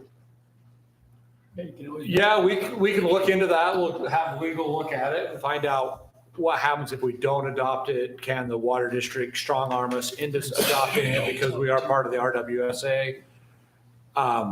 Yeah, and they can do that down the road if they want, but in the meantime, we'll follow our plan that we've Right, we have, custom yeah, like designed you for said, the city. we approved a conservation plan a month ago, so. Yeah, Yeah. just tell them we did, we're doing our own thing and. it And that's gets to- what Ben and I have talked about. We've already saved 29%.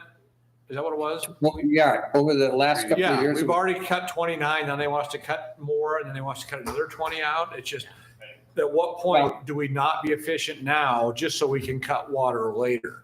You know, we say, hey, let's not be efficient anymore. So when we do have to cut, we go back to what we could do. You know, I mean, Our that's plan is looking at, in addition to 29%, an additional 14% in the future. right. But That's say what our we plan didn't, is. we didn't conserve any of that. We just kept using it. So when we had to cut back, we cut back the water we could cut back. I mean, we can look at this at different ways but yeah, that's not the quite honest way to do it, but. I also think it's important to remember the distinction between paper water and wet water. Yeah. If we have multiple dry winters, the springs are affected by, so it behooves us to have some sort of contingency planning Right. ourselves. We don't have a guaranteed 500 and something acre feet of water. Yeah, if the spring doesn't produce it, we can't collect it. Right. And then it benefits us to be part of the RWSA because, Well, we can- assuming that the Cotton well is still producing, we can tap into that source. Right. Or the Virgin River, because they've got the pump, they've got the pipe coming up They do. the front of the road. Yeah, they can pump water from treatment plant in Quail Lake all the way up to Anderson Junction to the Cotton Well tank. And then at that point, they can move it to Tokerville. So if And we're not to part say, of that, not to say this won't happen, but we've only been at stage 3 twice in a 50-year period. right. Well, you should have For seen two- that chart for 2 months. a year ago when we were in stage 3 all the time. Yeah, that's where that chart started out, and we Well, the changed that chart a doesn't lot. show that. Oh, that was the old chart. That was the one they tried to get us to adopt. This is the much more conservative chart that the public finally gets to see. And so I don't see anything in Okay. here for not building so many houses in the county. it gets, you get to like 3 and 4, it starts to talk about reduction of power or building. Not permits. essential. Non-essential building permit. Yeah. But One homes thing are that essential. One thing that concerns me about that look back that I haven't been able to get a good answer from the district on is it's not assuming today's population. It's assuming the population and demand at that time, back, 30 years ago. Not Sure. we have more demand today, but we also have more supply today. We have more supply, we have more, they have produced more water than they used to. More absolutely. storage. Okay, so, and just one other thing that I saw in this chart. When we have a good rain year, the district says, now, hang on a second, don't start watering because it takes 7 years to get from the mountains all the way down into the aquifers. So what happens today, you have to wait 7 years to get. And then when we have a dry summer, it's like, we don't have any water. Well, what about the water that we got 7 years back that was supposed to be here? So I get 2 different stories depending upon who I'm talking to and what day of the week. So I would really like to know, is there a 7-year span of time for the water to go from the mountains into the aquifers? Or is it instantly when we have a dry summer, we go to a stage 3? Well, I talked to Corey today. He's a Hurricane City water guy, and he's been up our spring. The Hurricane City gets water. And he says right now our spring is flowing very well. JD, is that right? So we are in a dry year right now, but our spring is producing more than it produced last year. And we don't know if that's going to continue through the year, but right now it is producing really well. Not the highest it's ever been, but much better than last year. Yeah. And there on the other side of that, there have been years where it's rained real well and there's a lot of snowpack. And I believe it was in 2013. And we So, got a slowdown in I the just- springs. If you guys can't figure it out, I can't figure it out either. No, 2.5 years. they've never known. 2.5. 2.5 years. If the springs quit running out above Swinging Bridge, out of the ground, Right. and you have 2 years of wet, That's it gonna won't come show back. up for another half a year. Okay. It's typically, as a kid walking up there, because we used to, and then Yeah. the creek goes completely dry, which Right. it has, except for irrigation. But we always figured it came off Pine Valley. But it's 2.5 years to 3 years. It seems like a long time, but It's not. I think that's what it is. Yeah. Okay. Close enough. That's a good It's guess better for than you. 7 years. So, No, Never seen it do that. Yeah, okay, well, we just had to talk about that, we're not gonna vote on it, there's no action to be taken. So we're gonna move to item business H4, discuss and possible action on increasing the number of units allowed to be permitted by Firelight prior to the completion of Tocqueville Parkway. So, I think we need to table this item, but I think we need to set up a meeting with Firelight to discuss this. And then you're like, I even have time tomorrow if anybody else has time. yeah, I can meet Firelight anytime. Okay, Joey, if Looking to that's a us to motion, join, I'll 'cause second I'm sure it. we could find some time to join. Actually, I take that back. Tomorrow would not work for Bruce or I. Yeah, I think Let's get with. But we could probably do first part of next week. Yeah. Well, it won't be tomorrow. It won't be tomorrow. But we need legal, and the legal's tied up. So first part of next week, we could definitely get it on the calendar. Okay. So I could circulate an invite, everybody. Okay. Set up. Okay, so I'll make a motion to table business item H4. Second. I have a motion second. Any further discussion? All in favor? Aye. All right. Mayor, H5. Oh, Can I just give our concerns about that? Because we won't be to your meeting, I don't it's think. water in the hydrants. Yeah. Yeah, we were all right with the 30 homes because they got the north exit. Mm-hmm. And now with the tank problem, then that's just our concern. Yep, So if there's no water in the hydrants, nothing combustible on site. exactly. I agree 100%. So that was, I knew that was coming. Pour all the concrete they want. Awesome. Thanks, Merlin, for that. All right, item H5, discussion on recreation facility at Chief Toker Reservoir. Thank you. Thanks for coming. Thank you. Thanks, Corey. All right. Tocqueville, Chief Toker Reservoir, Ben. I apologize that the attachment was. Yeah, I saw that. I was trying They to. got fixed though. I was seeing who had a magnifying glass. Just a kind of a high level overview on this. The Bureau of Reclamation issued the grant to build Chief Toker Reservoir. I don't know how many tens of, it's a Long lot of time. money. A portion of the grant is for recreation purposes. So the grant is for 25%. I wanted to cover the funding first as we talk about recreation. Actually, what I wanted to cover first is if the city doesn't build recreation at Chief Toker Reservoir, there will be no recreation facilities. So it's on the city's shoulders or nobody's doing it. The way that the state is running state parks now is every state park has to be independently profitable. And so they're looking at it as from a business angle, which this reservoir just simply wouldn't be profitable for the state. So that said, the funding mechanism for recreation facilities would be that 25% grant. So we would have to find a way to pay for 75% of the cost of the infrastructure, and the Bureau of Reclamation pays for 25%. Up to, Up to $6 million, just over $6 million. and that's total. That's Total. not 25% of Right. 24 million. It's like Okay, one and a I'm half just checking. million. One and a half million. Okay, I'm just checking. There'd be some really nice facilities for however much that would be. Yeah. 24 million. Now, that cost projection that you have been, how old is that? It is dated. That said, it's not. What I would say is the grant is not prescriptive, so it includes things like a boat ramp and bathrooms, pavilion. A lot of these things we would want to have, but it's not mandatory that we have them in order to receive the grant money. So it's basically any recreation facilities that we want to put in, it's eligible for this 25%. Because that, I believe that total on all those line items that I saw came to about $6 million. That's right. Yep. Okay, and so today I would assume it would be well over $10 million. I imagine that's true. Yeah. I think Yeah. that's even pre-COVID. Pre-COVID, but So, I don't know where we're going to pull out 75% of $10 million.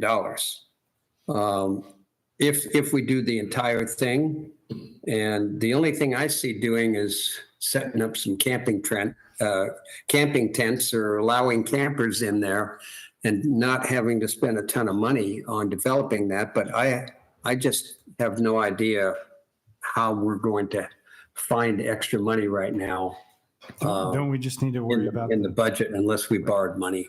So what I'm kind of using as the model for this, we have a great model. Ivan's kind of paved the way on what this would look like. I believe it was like 2014, something like that. That is when the reservoir existed already. It's Ivan's Reservoir, and they wanted to build Fire Lake. So they constructed a dike to retain this. The reason this is important is because the water levels of the reservoir go up and down. And so it's not really, it's not really usable as a recreation facility. The way Tocqueville Reservoir proposed, we might have a 4 or 5 foot a day water elevation change. Yeah. So- Yeah. In, So a, it's in a not- dry year, yeah. it could nearly drain. And so very similar to Fire Lake in that we have to build a dike in order to make recreation facilities viable. Yep. And the dike is really the key to all of this. And this is where time is of the essence. So if we wanted to build recreation facilities out there 20 years from now, we would want to build a dike now. And the reason is because it should be part of the dam construction with the liner and everything that's going in. The contractor's out there building the dam right now and lining the reservoir. And we would want this dike to be a part of that. Yep. And so we've started conversations with the engineer of the dam, and they obviously won't commit to any design or construction costs.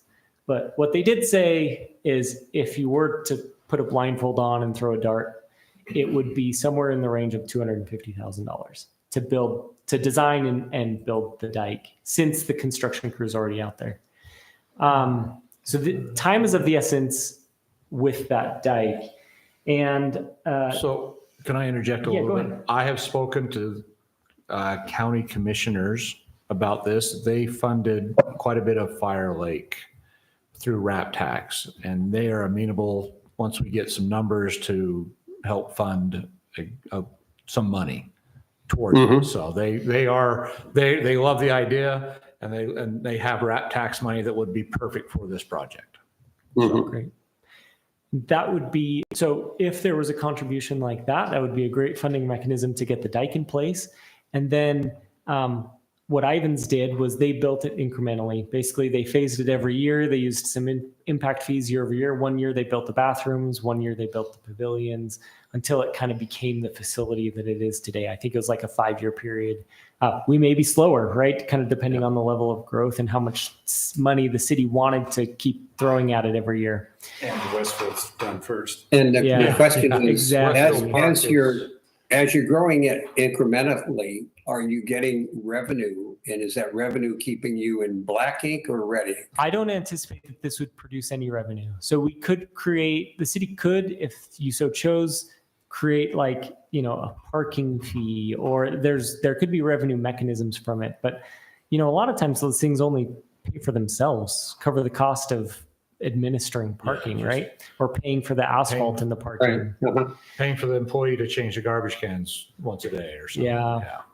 And so the other funding mechanism that I did want to discuss, there is the possibility of committed developers that are in the area fronting some of their impact fee proceeds in order to build the facilities. And that's not coming from me, that's coming from the developers. They've been in meetings where they have proposed this concept.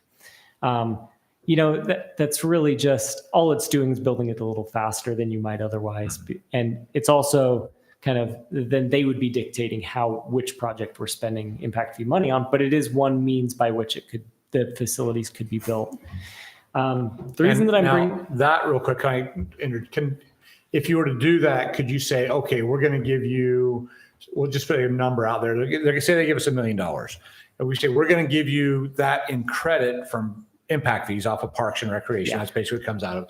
But could you say, we're only going to give you a 75% discount. We still want a 25% on every house until that, you don't have to do with 100% of every home. I'm just curious how that. Absolutely. Yeah, we could structure it that way. That way you're like, okay, so 75% you're wanting to go towards this project. Right. The other 25% Could go somewhere else. to other projects. Yeah. Yeah, you could structure it like that. Well, I do agree that we need to get that dike done while it's at the lowest possible cost. So about that dike, And get some funding for that. where are you going to get the inflow to keep that circulating? Are you So- pumping it or Right. So there's, expecting it to come down the pipeline? and the engineers are working on that. And like in a dry year when we don't have a lot, like, so this is where it deviates significantly from Fire Lake because they have it pumped in their secondary water and then it just overflows. That's how they keep constant flowing through. And it may be a situation where in a dry year we're pumping from lower in the reservoir. That's still kind of to be determined.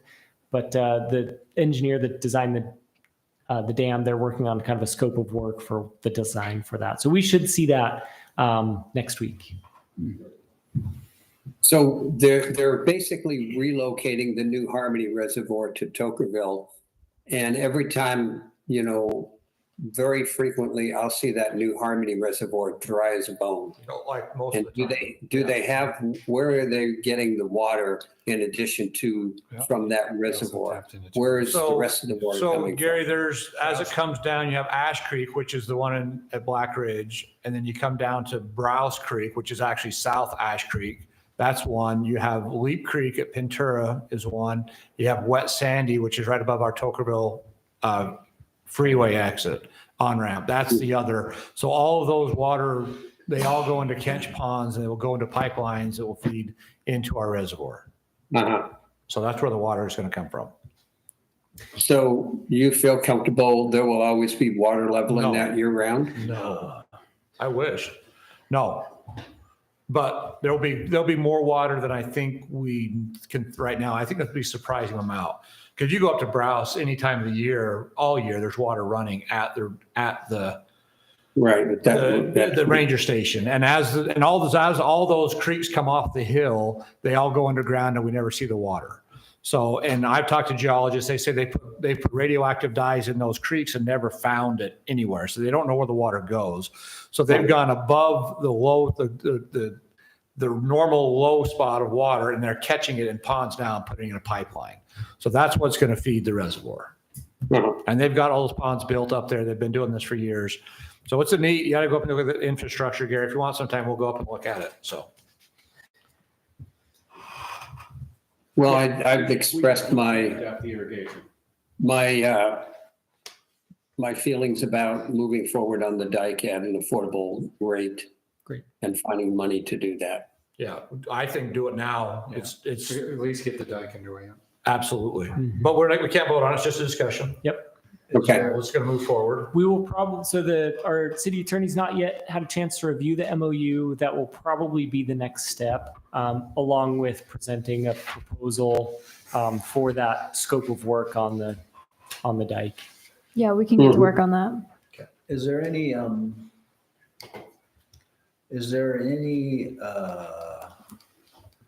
pitfalls to having this dike built and then water levels up, down, maintenance, that kind of stuff? Well, that's the nice thing about this dike. The goal is to keep the upper reservoir, our recreational area, the same level all the time. Okay. So that's the whole plan. Shallow, like 5 Yeah, feet. Right. well, it might get, depending how far down you go how far down we go and how big we make it, it might be 12, 15 feet deep in the middle. Who knows? Right. So the idea is to keep it Full. year round so that there isn't any negative effects on That's this. exactly on the beaches, on the whatnots, the boat. Sand Yeah. on there. Okay. Yeah, that'll be great sandy beaches. I mean, we don't have to import any. I know Ivan's imported white sand, which they have beautiful red sand over there. So I asked Chris about that, Mayor Hart, and he just likes the white sand. So.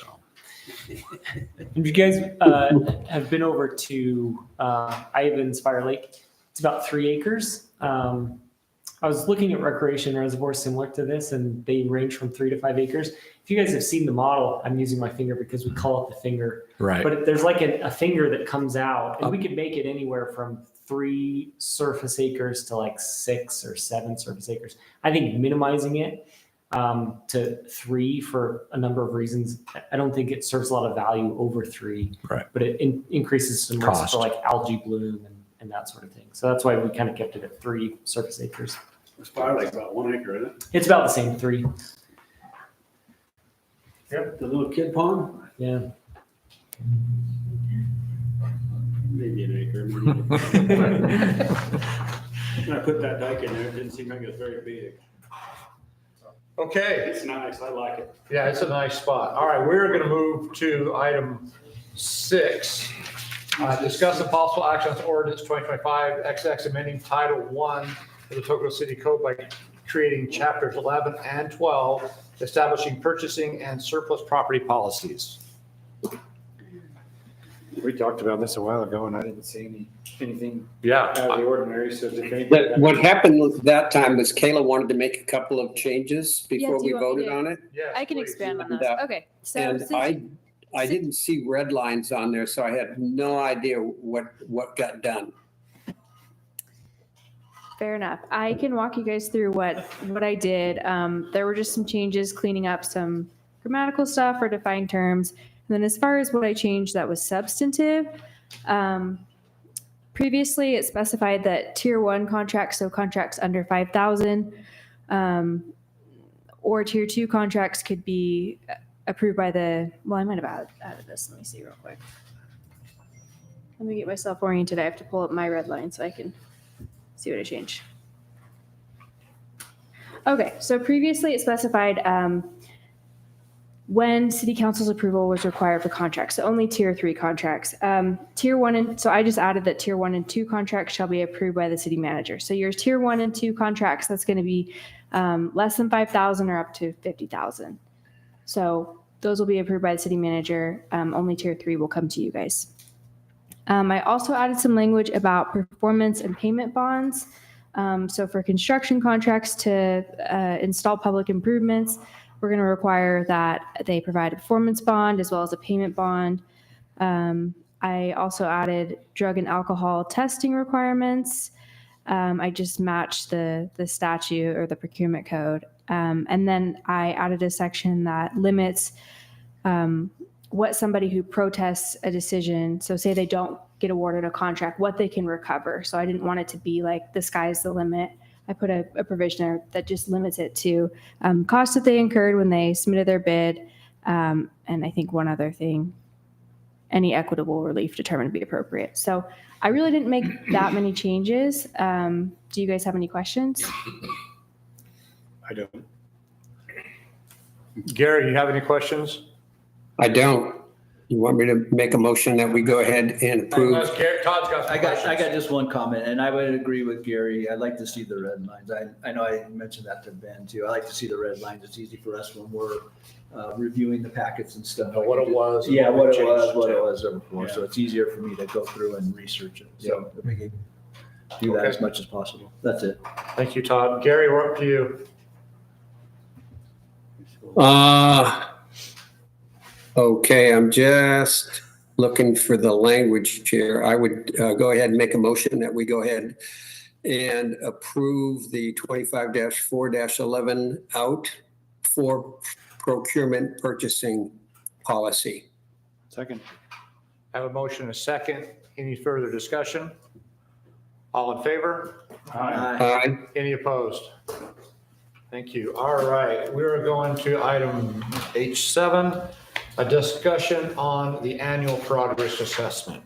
Ben, I guess that's you again? Yep, so annual progress assessment just has to be, this is a state mandate, has to be presented to the council every year, and basically we can identify year over year.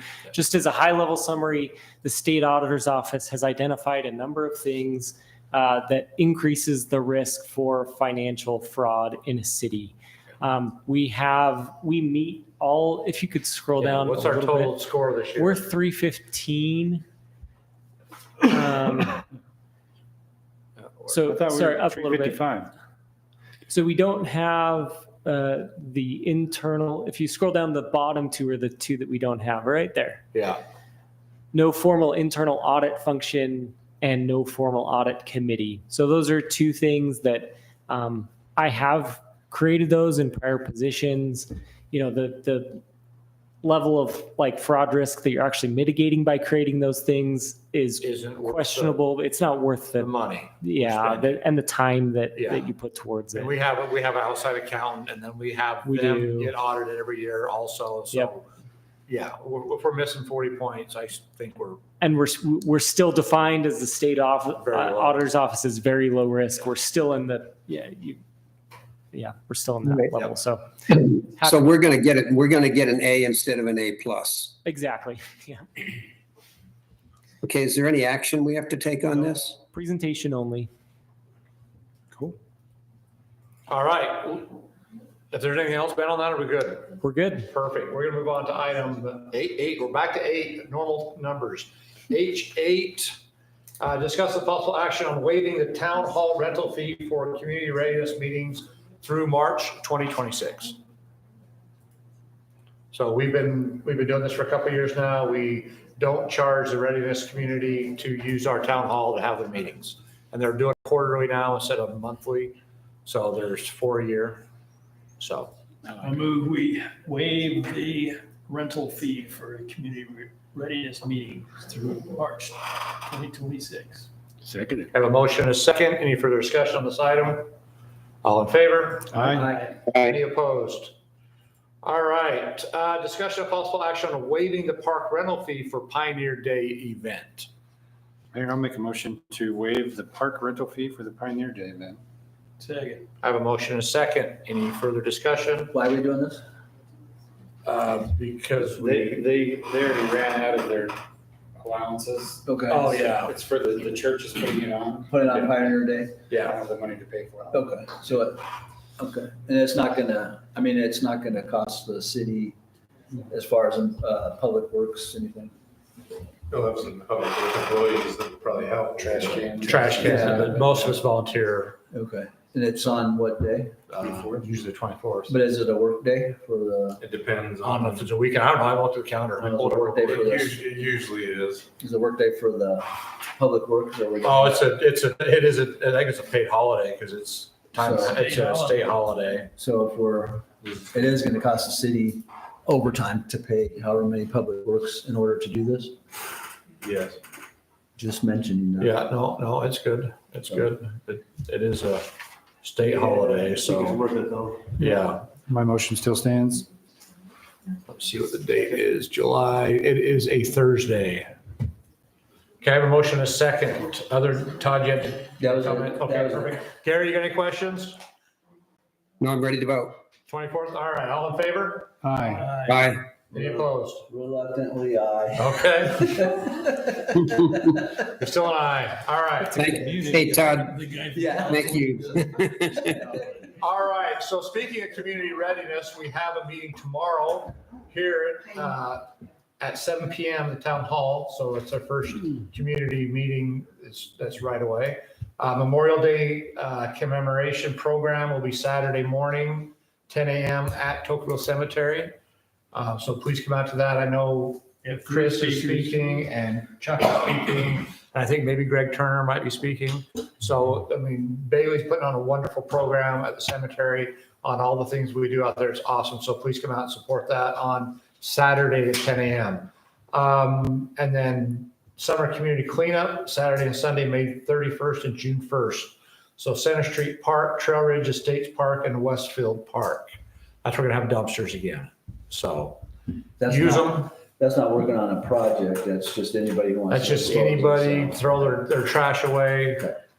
haul it to the dumpsters instead of leaving it in their yard. Okay. So, all right. So Mayor, just a suggestion, maybe Bailey, you could pass this on to Bailey. Yep. It'd be great to see a group of children, whether it's a grade 3 in the elementary school of residents of Tocqueville, singing at this Memorial Day Okay. event, so to speak. And guess what? You're going to have a lot of parents come out, bringing their kids to sing. And we're going to help these kids develop a sense of patriotism. Okay, I So, will talk to her just tomorrow a about thought. that. That's a great thought. Is it 10 o'clock? So Yeah, 10 AM, I'm just trying to think how we can facilitate, help her do that. But yeah, it's a great idea. I Put the think, kids out of school. they won't be in school. I know. So anyways, Field trip. yeah, that's a Saturday and his school's already out for the summer, so we don't have to worry Yeah. about that. Okay. All right, thanks, Gary. Wayne had a couple things we want to bring up about some streets. Yeah, I was approached by a couple people on Old Church. Before Walls built their subdivision, the city crews, I verified that with JD, they put in a rock ditch similar to what's there now on the other side. On the south side or the north They side? put it on the north side. Okay. And then Troy Wall's contractor dug up through there and dug the whole ditch completely and just scattered all the rock and never put it back. Well, that's the source of our erosion problem right now. Okay. Plus, maybe we talked about putting a drop inlet on the other side and trying to stop some of that water. But that we're losing that road and it keeps drifting on Sloughing Lonnie's off. and everybody else's. Okay. Matt, Is there any way the city can approach Troy and get him to pay for some of that? Well, the warranty periods are, Yeah, but we had that big flood. In the water district, when they cleaned that out, and did their half, Yeah. threw it on the other side and sloped it up like this and took the remaining ditch we had, gone. Yeah, the big concern there is the power utility is right on the edge of the asphalt, as you know. It's about 4 inches deep. There are conduits and some things like that, so there's a little bit, that's why they did that. Yeah, ours conduit needs to come out if it's only that deep, because it should be 36 inches deep. That's So we need to talk to Rocky Mountain Power, here again, not our utility, not our. Yeah. I'm Yeah, sure but they'll if come it's in and charge substandard us. and at asphalt's there, they can just pay for it. Well, let's bring it up. If it's, You can call Rustin again. I can call Rustin. because we need, Jamie said you put the ditch back, but I don't think we should have to pay to put that ditch back. I'm with you. Okay, we'll You see discuss the it. remnants of those lava rocks, what was there, but you're just gonna Yeah. lose the road. Okay. But it goes over the road and rocks and then. Yeah, let's fix it so we don't have to fix more asphalt, so. They just don't want to pay for it. Exactly. So what, you got anything else? Is that it? No, I do. Okay. Todd, what do you got? I do that just to grab onto what Wayne was talking about with our city streets, and I mentioned it to Ben. Hunter Lane is running down onto Choya Drive, so you're getting all the dirt at the top of Choya Drive and mud. So we need to and talk to rocks. Jeff and say, hey, you're draining on, because that's not even our road. Hunter Lane, Jeff Wilmot, is that part of his? No, Hunter Lane? that's Scott Strand. Oh, is that, so it's down to the bottom where it's his? No, up on where the water's coming from, it's coming down Hunter Lane. Right. Almost makes the turn and then goes down into Okay. a circle. Okay. It's great to have these problems to talk about. When you get a little rain and you remember all of them, Exactly. right? Remember all the wet spots. All right. Perfect. Anything else? Anybody's got anything else? I'll report back on the solutions to both Yeah. of those. Okay, I need a motion to adjourn, according to Caleb. Oh, I move to adjourn. Second. I have a motion and a second. Any discussion on adjourning? All in favor? Aye. All right. Thank you. This meeting is adjourned at 8:36. It's 10.